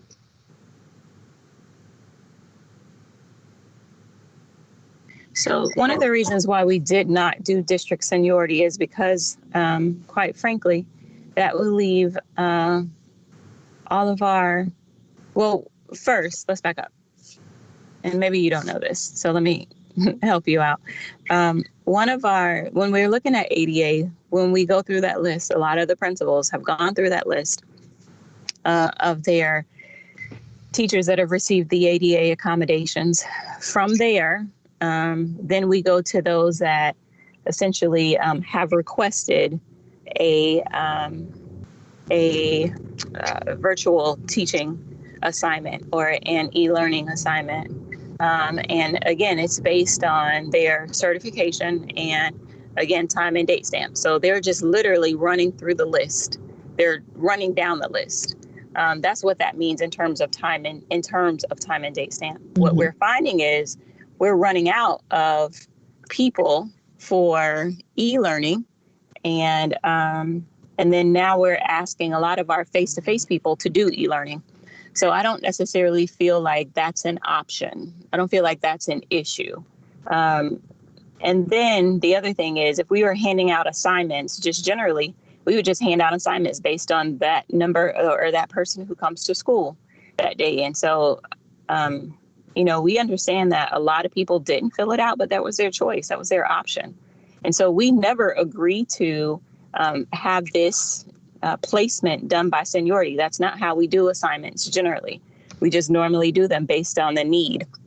And so just to make it fair so that everybody sees what's going on across the board, because we don't have anything to hide, we said do time and date stamp. And so then that way it is just completely fair across the board. And so I know that Orange is doing that as well. That's actually where we got the idea from, was so that, again, Tedra knows if it's called into question, well, why did Stephanie get the job and I didn't? And Stephanie, has the same certification as me, and we always teach side by side, we co-teach, etc. Well, Stephanie got the job because she just did her intent first. That's it. And so, well, I think it was not based originally. Pause for a second. It was not done to. It wasn't done for the. The intent wasn't for time and date stamp, but that was just the fairest way for us to do it. Well, and to make sure that people got their option, because if we're trying to give people their option, I mean, it's really first come, first serve. Well, but that also wasn't first come, first serve that wasn't the rules of the game when the intent form first went out. And so I think that's unfair to put that on people that were truly waiting to see what the numbers looked like as it got closer. To then be told, well, you didn't put it in first, too bad, so sad. And so I think that's unfair because you did not, that those weren't the rules of the game to start with. And so to create that first come, first serve now, when people were not under they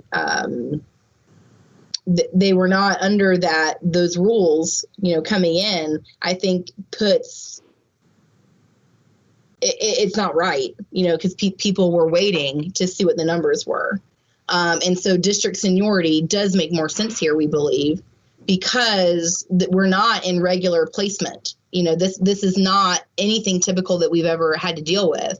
And so I think for you to say that, well, we would regularly do this anyway, I think is kind of callous and tone deaf right now.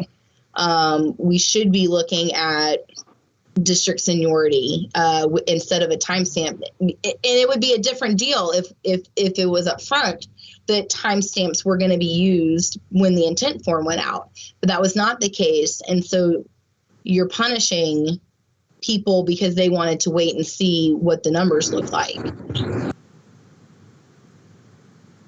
Oh no, we're not punishing anybody. Everybody had the same opportunity to do it, period. So we sent that out. Everybody had the exact same opportunity when Mrs. Burt sent out the email. We are not punishing anybody at all. We're just saying, hey, you completed it, so let's see if you can get it. And so what principals have been advised to do is, Tedra, if she has a K-6 certification and we're teaching in middle school, she can teach any one of the 6 subjects. So let's go ahead and plug her in math. Because at the end of the day, we have to have a fully functioning brick and mortar class or a brick and mortar school. And we also have to have a fully functioning e-school. And so, we're trying to get there.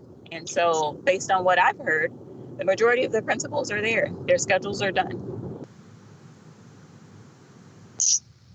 We're going to have to come back to that one because we're hearing other things. And so we will come back to your C.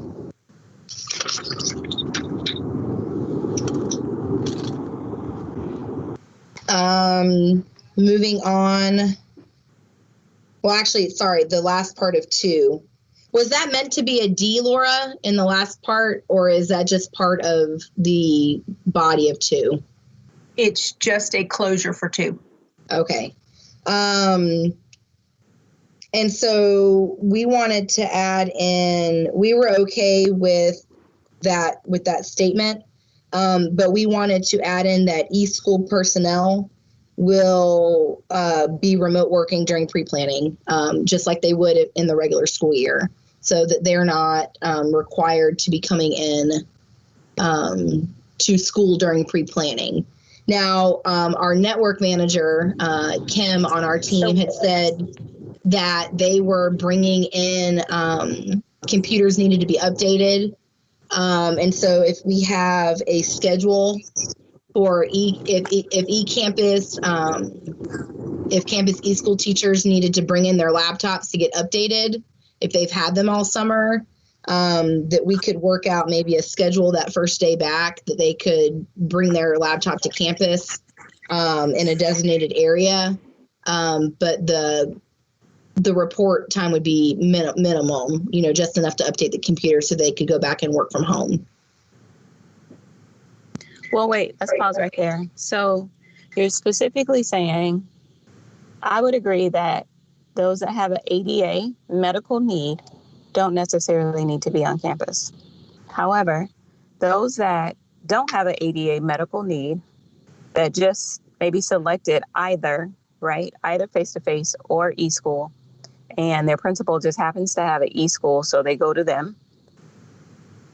You're saying that person that's been assigned to eSchool but does not have an underlying medical need and would prefer either one is still going to go to eSchool for their pre-planning week? I mean, that makes sense if they're working virtually. Why would they need to come onto campus? I think the idea is to limit the number of people on campus at any given time. So if they have a full eSchool schedule, why would they need to report?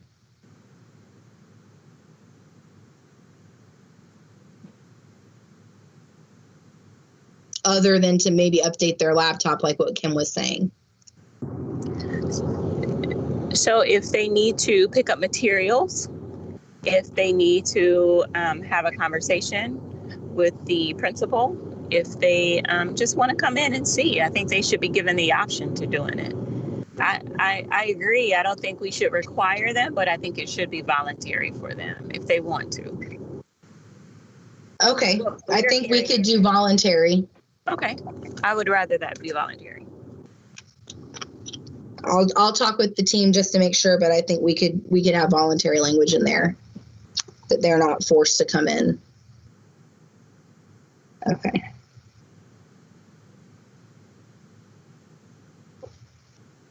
Okay. Moving on to number 3 then. We actually didn't like any of number 3. We think that this is all very new, and really this is a question of pedagogy versus disciplinary. And so let me back up. So the first sentence that says has demonstrated that they are proficient in online platforms, organized, and a self-directed worker. We're not even training teachers until pre-planning, till next week. If they've been selected as an eSchool teacher, either through ADA or because of the need, in what way are they demonstrating beforehand that they are proficient in online platforms?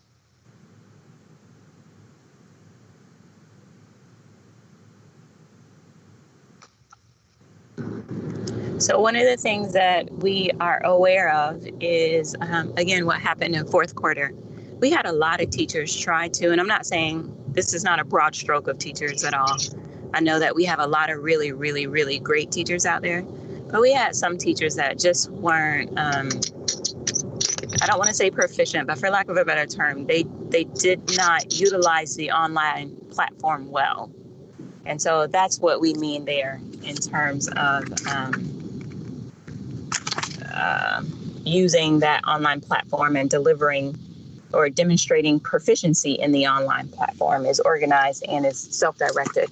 So just looking at our past history in terms of what has happened, the number of parent complaints we had, the number of complaints that they even had, sometimes it's just not a good fit. And if it's not a good fit for them, then at least having the leverage and flexibility to move them back to face-to-face. Well, what if they have an ADA? Obviously, if they have an ADA, we would not just move them back in. That would not be something that I would recommend, nor is that something that Linda, who really does control that whole ADA process, we would not, Linda wouldn't recommend it, nor would I recommend it. So we would obviously work with them. That's why we did the IAC and PDP is because that's something that they're already familiar with and they already have it. It's not anything that we would normally do if you're having an issue.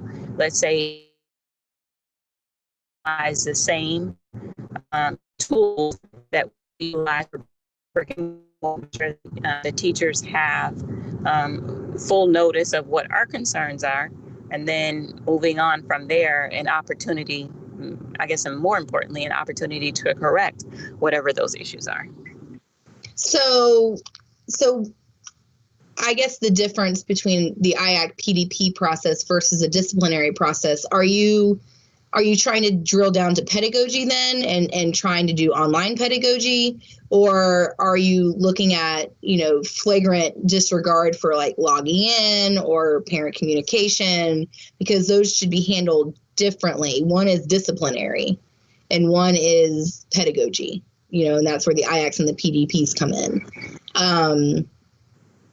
So I guess we felt as a team that in this proposed language that you were trying to address disciplinary issues with an IAC or a PDP. That's kind of how it felt, when we read it and talked about it. Well, no, actually, we grabbed this language from Pinellas, and so they have a signed MOU with their union. Mm-hmm. And so that's where we grab this language from. But nonetheless, if you want to include disciplinary issues, we can make a very clear delineation and say disciplinary issues will be handled through the disciplinary process. We don't mind that. It might need that delineation. I'll talk further with our team if that's the way we want to go. But I think that there might need to be a clear delineation because it's different if you're not as proficient in an online platform, if you're just not doing your job, which is disciplinary. And so didn't you also offer the Schoology training? Didn't you just do that? Mm-hmm, we did. So Schoology is pretty intuitive. It's not really difficult. It's not a whole lot. So we're looking at overall what your success rate is. How are you connecting with your students? Those are more things that we normally address in a PDP. We look at what your classroom management is. We look at all of the EPCs there. And so those same EPCs, that's going to carry over regardless of if you're virtual or if you're brick and mortar. So that's why I did the IAC and the PDP, because I wanted to be specific about what your true instruction or goal was. And so I think we all know that, if you're not logging in and you're just not showing up to work would be a failure to report to work, and that is disciplinary in nature, right? Mm-hmm. But anything concerning instruction and your lack of instruction, we thought was best handled through IAC or PDP. Tedra, may I interject a little too? Of course. One of the things we're also working on to help support our teachers beyond just the Schoology platform, because to me that's just kind of like the nuts and bolts and the shell of it all. But our school tech team and our curriculum folks are working collaboratively, working to provide different types of trainings that teachers can select to participate in. They kind of integrate, what are some best practices for working in the digital platform, and how might you conduct small groups, and then with respect to the specific content areas as well. So I hear what you're saying about disciplinary actions and certainly know the delineation for that, but another thing it might, if a teacher really is struggling with that, and an administrator can have that conversation through an IAC and provide them some guidance on what's out there and how they might be able to get some more support. I think it might be helpful if we had that flexibility as well. Okay. All right, we'll discuss number 4 further with our team, or 3, sorry, 3, not 4.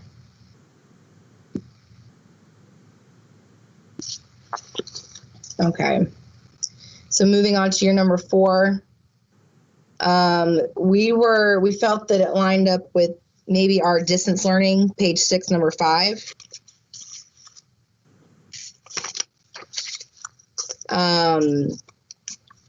But we did not like the last sentence. Again, I think that it's insinuating that the option is only available to people that have an ADA accommodation, which, we talked about beforehand. It should be voluntary. And we had it lined out with, if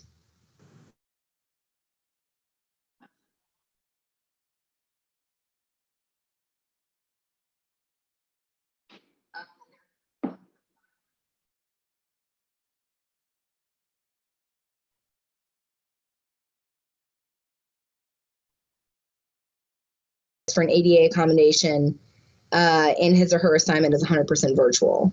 If their assignment's 100% virtual, whether they have an ADA or accommodation or not, they should have the option to work from home.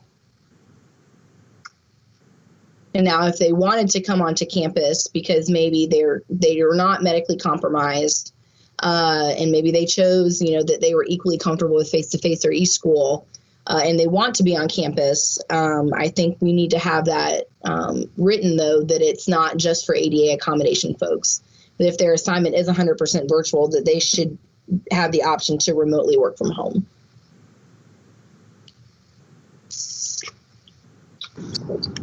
Yeah, I don't mind that. We can amend that language. I think what I was trying to say is, so those that have been ADA approved have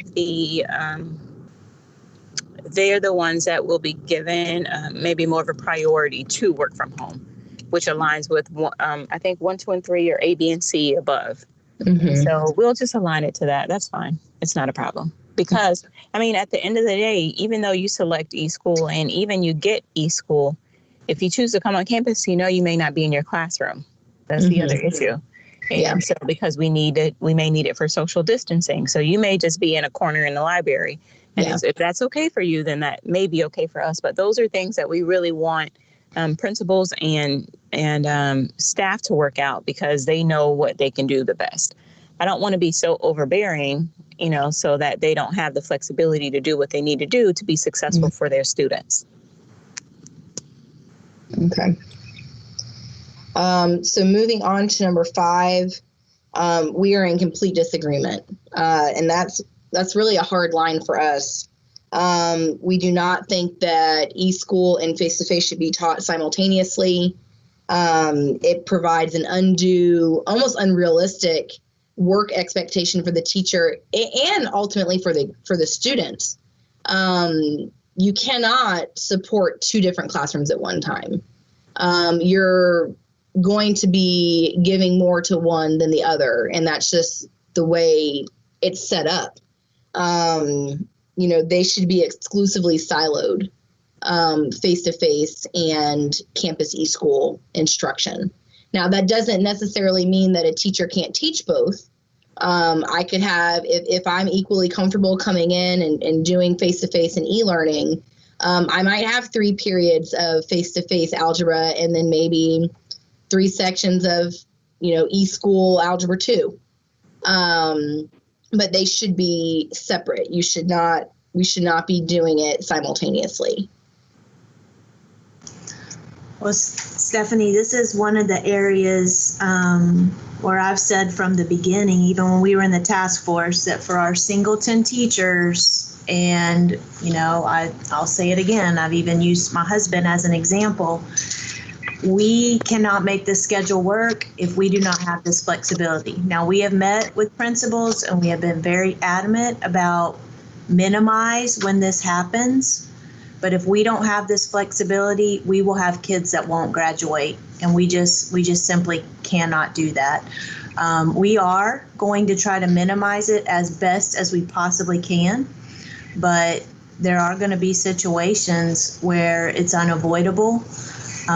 We've looked to try to reach out and see what some other districts are doing, and in that process, we've even learned that there are other districts that have said if you're in an AB or IB program, you must come face to face. I mean, we're trying not to go to that extreme, but we have and I'm using a high school example there, but it can potentially happen K-12. Some of our special area teachers and certain things, and we're working diligently to pair teachers where we can, even from different schools, and really, really try to minimize this impact, because we know it's challenging and we know it's not ideal. But I just, in good conscience, can't keep a kid from graduating because we aren't trying to make this, an option for the quarter, for a semester. I mean, we're just going to have this flexibility. And if any of our principals want to share in their master schedule building what they're looking at, it's something that I'm hearing across the board if we've got to have this flexibility, and we will totally honor that we do it in absolute minimum circumstances. But there are just some unique places and unique courses and sections where we've got to have it. So, I mean, a few things about that. I mean, it is, and we talked about this in the task force, Michelle. I mean, it is doubling your workload. It's like an extra prep, essentially. I mean, you might be teaching the same subject. I might be teaching Algebra 1, but teaching it online versus teaching it face-to-face are really different animals. And so we would need some assurances if we're even going to entertain this, that it is minimal, that they have done everything in their power to do it without, if they've done everything in their power to silo as much as possible. And honestly, I mean, I know you keep talking that there's no money, but that's why we have the CARES Act money. And I really feel that we were given the CARES Act money from the federal government to supplement this year. This was not meant to move general fund money to the fund balance because our legislature wants to defund us even more than they already do. And so we should be using the CARES Act money in addition to our already budgeted money to help us, with workload. This is gonna be a hardship, and it's not just a hardship on the teachers that would have to do that, but again, I say it's not effective teaching in the end. And one group of students, whether it's the face-to-face group or the online group, is going to get probably not as much attention as they should without it being exclusive eSchool or exclusive face-to-face. So we're going to have to come back to this because we would need some other assurances, and I'm going to have to talk to the team about what that would look like. Hi, Stephanie. This is Tammy Dawson, and I just wanted to speak to that a little bit too. In speaking to the administrators at the high schools, specifically the APCs that build the master schedules, if we cannot do this and be, very selective when we do it, it could mean that we cannot offer some courses. The principals and the assistant principals will be very diligent in making sure that they do their best to keep this to a minimal. But when we look at CTE courses and we look at, advanced placement, IB courses, all of those singleton courses, I just don't think that it is at this point in time physically possible to not have some of those. Again, we're gonna have to talk with the team because this was a hard no for us. And I think Ty wants to weigh in as well. So, Stephanie, as a high school principal, and we spent probably the past week and a half redoing master schedule, trying to figure it out, and recognizing we have teachers that have needs and everything else, and trying to work it out with everybody. The issue with the high school level and probably middle school as well with the singleton classes, when you have an AP course that only has 15 kids in it, and all of a sudden 8 of them went e-learning and 7 of them went on campus, and they're trying to take this AP course to get a distinguished diploma from AP Capstone, and then you have to tell a kid, no, you can't do that. That's not in our best interest of our students here at Auburndale High School, or our dual enrollment classes when it's got 18 kids in it and half of them are choosing e-learning. And so which kids don't get it, that's not fair for those students as well. And I personally think if teachers are willing to do it, we can work it out to where, hey, you're going to have 10 kids to 12 kids in there, then you might have 10 e-learning kids at the same time. I know our AP teachers, they've already reached out to me and, hey, we'd be willing to do anything you need us to do to keep that AP course or our dual enrollment course and those specialty courses here, because they want to provide for the students. So we really need this option available just to make the master schedule work with those students for the AP dual enrollment, like AP 2D art, studio art, 3D, different things like that. We have to be able to basically stack those courses. So, and I just want to say one other thing, Stephanie. I don't think we can say that it won't be effective. Will it be ideal? Probably not. But to say it's effective, I'm giving our teachers more credit with that. We've had some good conversations with some of them if they've been going through different trainings or just reaching out, been on some conference calls with APCs and some teacher leaders and things of that nature. Our teachers, that many of them that are in this situation, are thinking through it. They're coming up with ideas of how they might be able to do a whole group direct instruction at the beginning, break kids into groups, then have little huddles that meet during teams. Like, they're thinking it through and they're being problem solvers. I don't want to take this opportunity away from our kids, and I don't want to say that our teachers won't be effective and won't figure out the best practices in this. And we're going to support them along the way. And again, our administrators are doing this and as minimum as they possibly can. They've been working really hard on the master schedule. They've been reaching out to all their pending kids to find out what their preference is and really trying to work through this. And I think in the situations where we're going to find ourselves where we have to do both platforms, our teachers are going to rise to the occasion and probably surprise us with the quality that they put forth. So I'm glad you said that, Michelle, because I think we are, and it's no knock to Stephanie and or the PEA bargaining group. I think we're really underestimating what teachers though can do. Like, we were so scared when we went virtual because we didn't know what was going on. And our teachers amazed us, literally amazed us with what they were able to do. And so I think in this case as well, if we just kind of sit back and let's say, hey, like Ty said, I have 15 here and 10 there.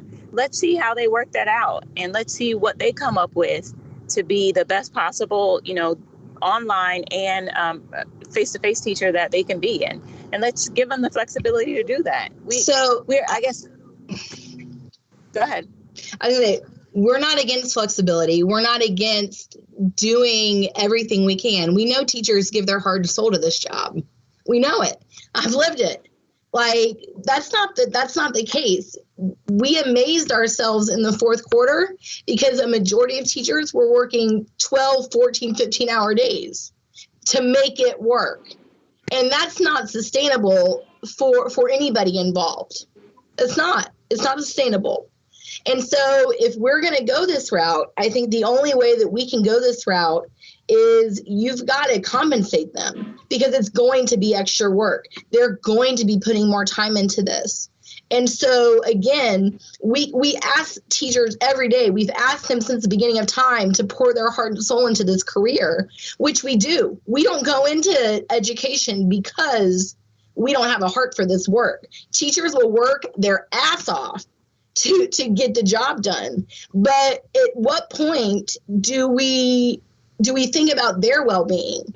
And that's what we're here to do. We're here to think about their well-being. And this is a hard no for us because we don't think that it's not sustainable.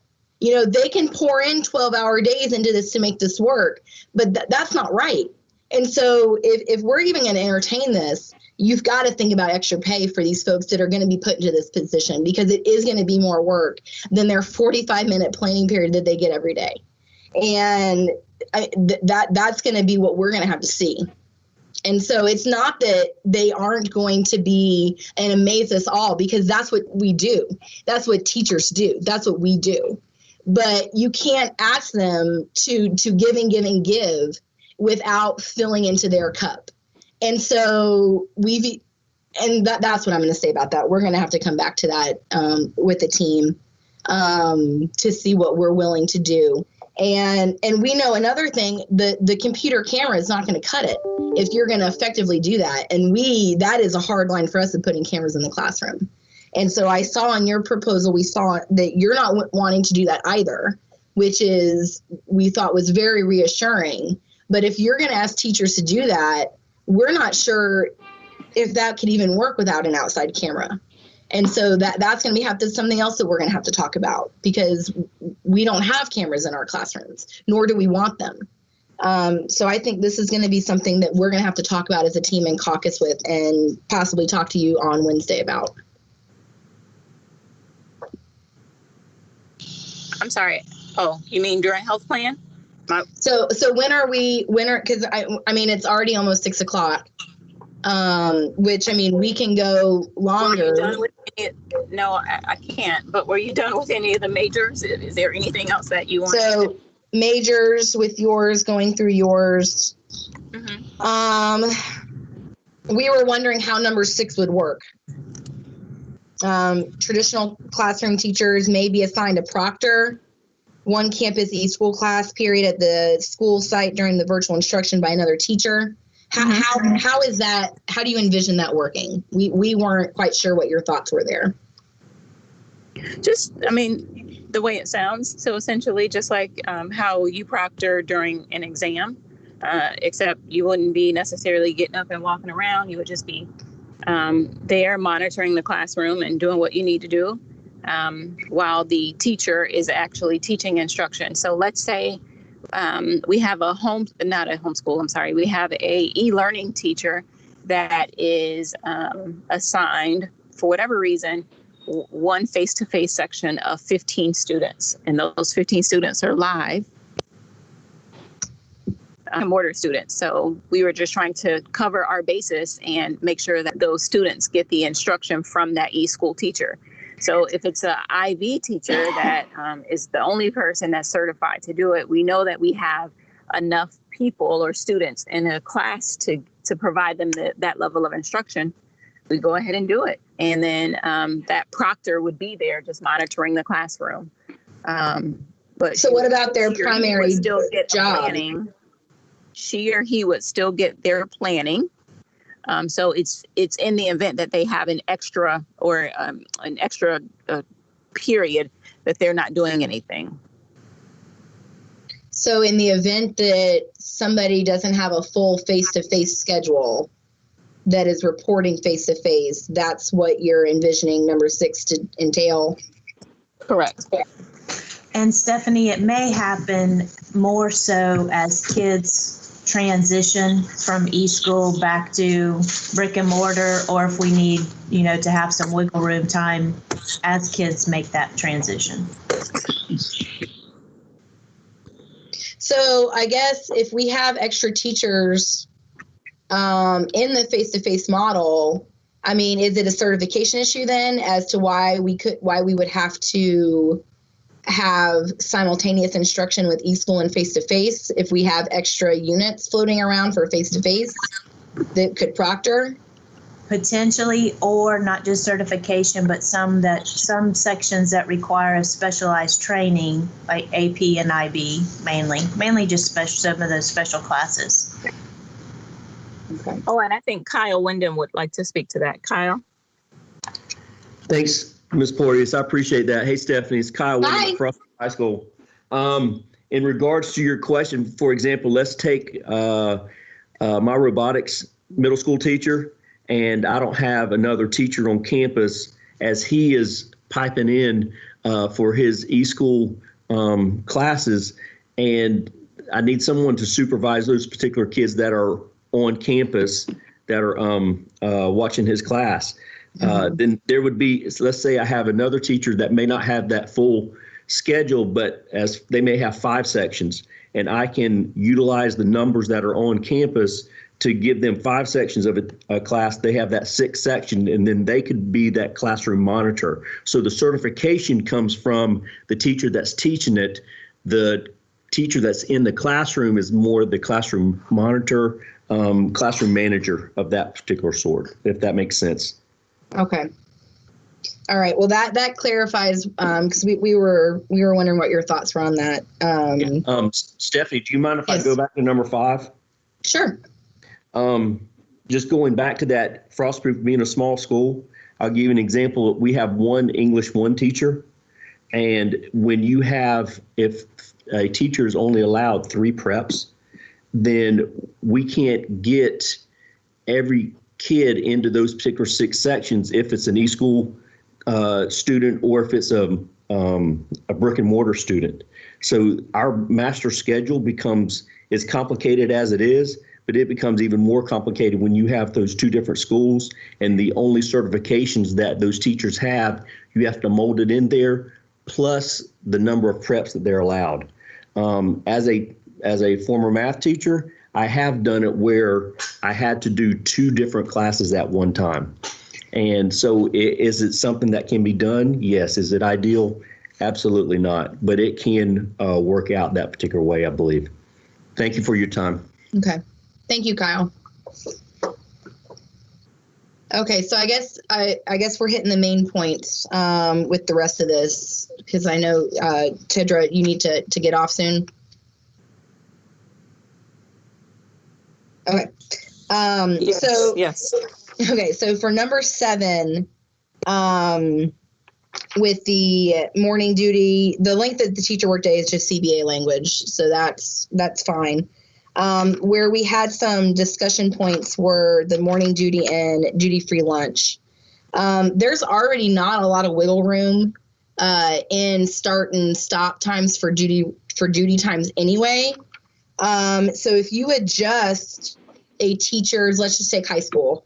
If you adjust a teacher's report and end times to 6:30 to 2:15 instead of 6:45 to 2:30, that could help with morning duty. But then their duty ends at 2:15.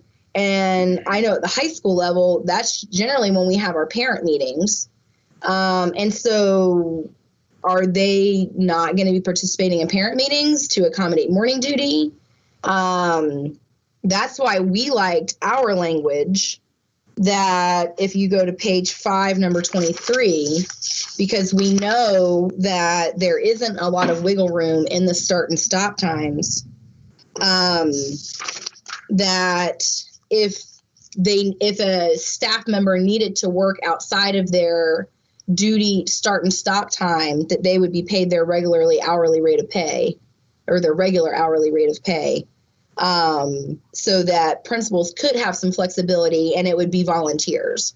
So if I'm willing to work, 6:30 to 2:30, then I'm getting 15 minutes extra every day to help accommodate that. But then I can also still participate in parent meetings that normally happen at the end of the day. Because there's not a lot of wiggle room there.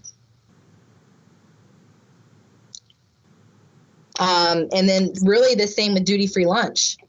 If paraeducators are, in your language, covering student lunch periods in classrooms, there's not that many paraeducators on the campus to do that for every teacher, especially, even in our smaller schools, especially in our bigger schools. And then questions we had were, when will the para get their duty-free lunch, and what happens to their primary duties? I know at the secondary level, and even in a lot of our elementaries, paras are specific for accommodations. So if they're being pulled to cover duty-free lunch, that means they're not providing the services that their primary job is asking them to do.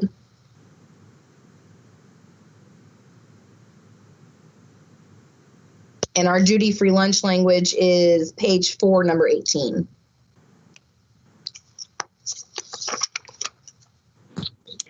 Okay, so one of the things that we looked at, we've talked about a number of things, meaning not extending the workday, but changing the time frames for teachers to report, how to cover morning duty, bus duty, et cetera, what that now looks like.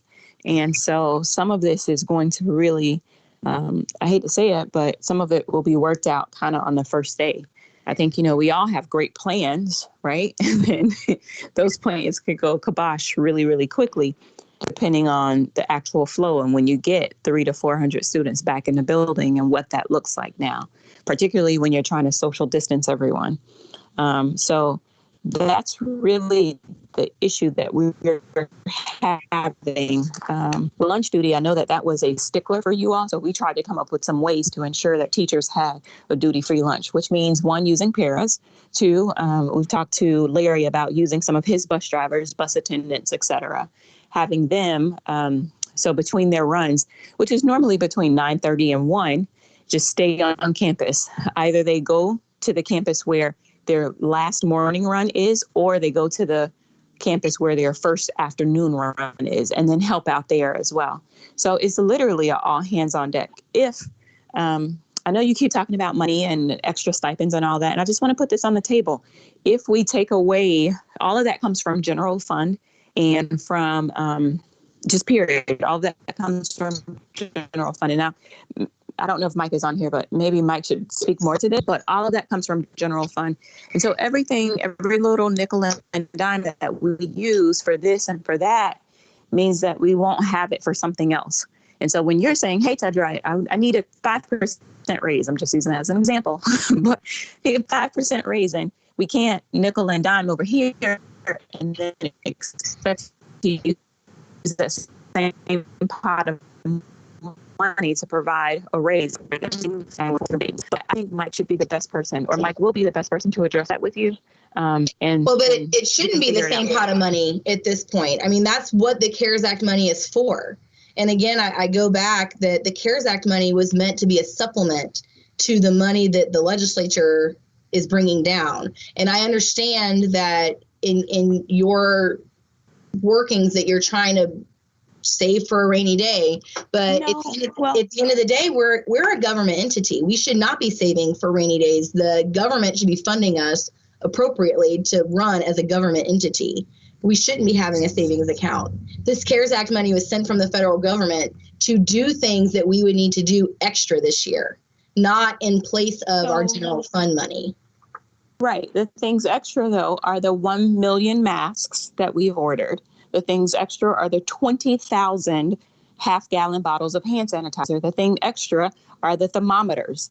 The things extra are everything that has been related specifically to COVID. And so, it may sound like a great deal of money, but when you start adding up these bulk items that we're getting, that dwindles down. And I'm the wrong person, I guess, to go back and forth with about the state funding. So maybe your battle is with the state. I'm just telling you what we have, right, and what we can afford. And it is one pot of money for us. And so you may not agree with it, and I understand that's your position, but it is just one pot of money. And so we are purchasing those extra things because, man, if we had to order 1.5 million masks from, general fund, we would literally be broke. So that's where that CARES money is coming from. We are utilizing it, though, to provide those extra things. But I just want to put that bug in your ear. Okay. So we were trying to honor your duty-free lunch request because we understood that was a hard line. But if it's not, I mean... Well, it is. It is a hard line. We don't want to give up duty-free lunch, nor is that really on the table. We were more thinking that to provide flexibility for principals, there are people that could possibly want to volunteer if they were getting some kind of payment to help their schools out. I do not want to set the precedent that duty-free lunch just gets to go away because somebody volunteers it. I think they do need to be compensated if they are going to volunteer to give up their duty-free lunch. But again, we're trying to be an all hands on deck, but there's also hard lines that we need to fight for our folks. So I know that time is short, so we'll finish this up, and then we'll need to talk about another date this week other than the Wednesday health plan talks with AFSCME. So on your number C for 7C, we want just our CBA language. We're not sure why. I mean, if we're maintaining the teacher's contractual plan time, why CBA language shouldn't just be followed. Obviously, we're okay with number 8. That's just our newly agreed to CBA language. Number 9 for class size. We feel like our page 4, number 16, and page 7, number 8, we had some language that spoke to that as well with class size. While we see that you're saying that class size rules do not apply to virtual instruction, and that might be true for Florida Virtual or subsidies or franchises of Florida Virtual, Campus eSchool isn't Actually, we grabbed that from. Go ahead. I said Campus eSchool really isn't set up the same way and with the same flexibility that Polk Virtual or Florida Virtual schools are set up. And so we think that class size rules should apply to statewide, and we were asking for the district-wide averages for the 1920 school year to be followed for eSchool classes.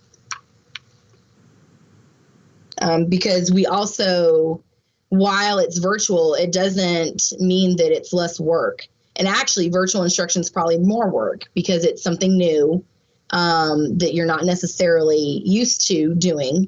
And it takes it's going to take more work. Virtual instruction takes more work. And so you would be increasing their workload and increasing their student size for their classes. And so we wanted district-wide averages to be followed for the 1920 school year for our e-campus learning. Number 10, we wanted you to expand on what a last resort means. I mean, are you going to end up wanting to balance classes and splitting them? How do you envision that working? For number 10. Trying to find it. Hold on. Okay. Substitute teachers? Yeah.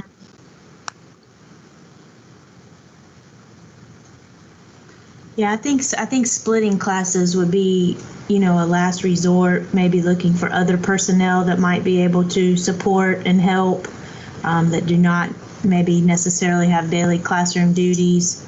Maybe I'm just giving an example, but potentially a coach, which is what we do anyway from time to time. So I think that's what we're trying to get some flexibility there for that piece. Okay. Can I go back to, sorry, I had to step out for just a quick second. Can I go back to class size for just a second? Yes, ma'am. I would have to look up what those district-wide averages were, but I think this is where, again, we just need some flexibility as students are going to move. What we anticipate, students moving, because what we've heard from parents, there's some of them want to see how the first few weeks go. And as they move, we're going to have some wiggle room.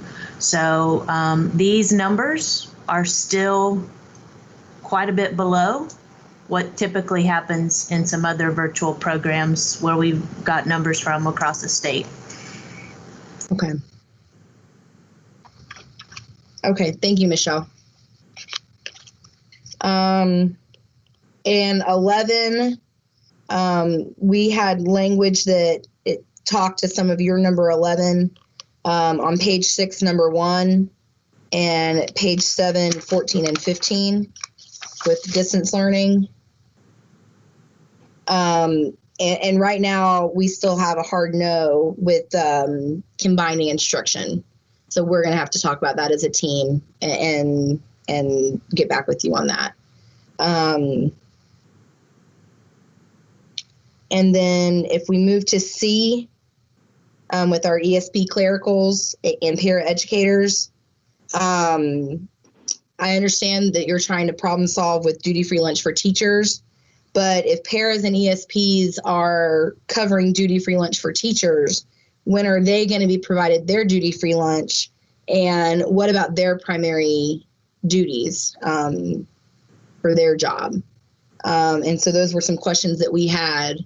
And we know that there's not enough paraeducators and secretary clericals to cover everybody's duty-free lunch.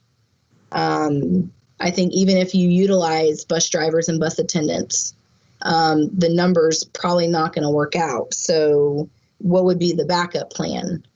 And so those were some questions that we had that maybe, since we are running out of time, that we can talk about when we meet next.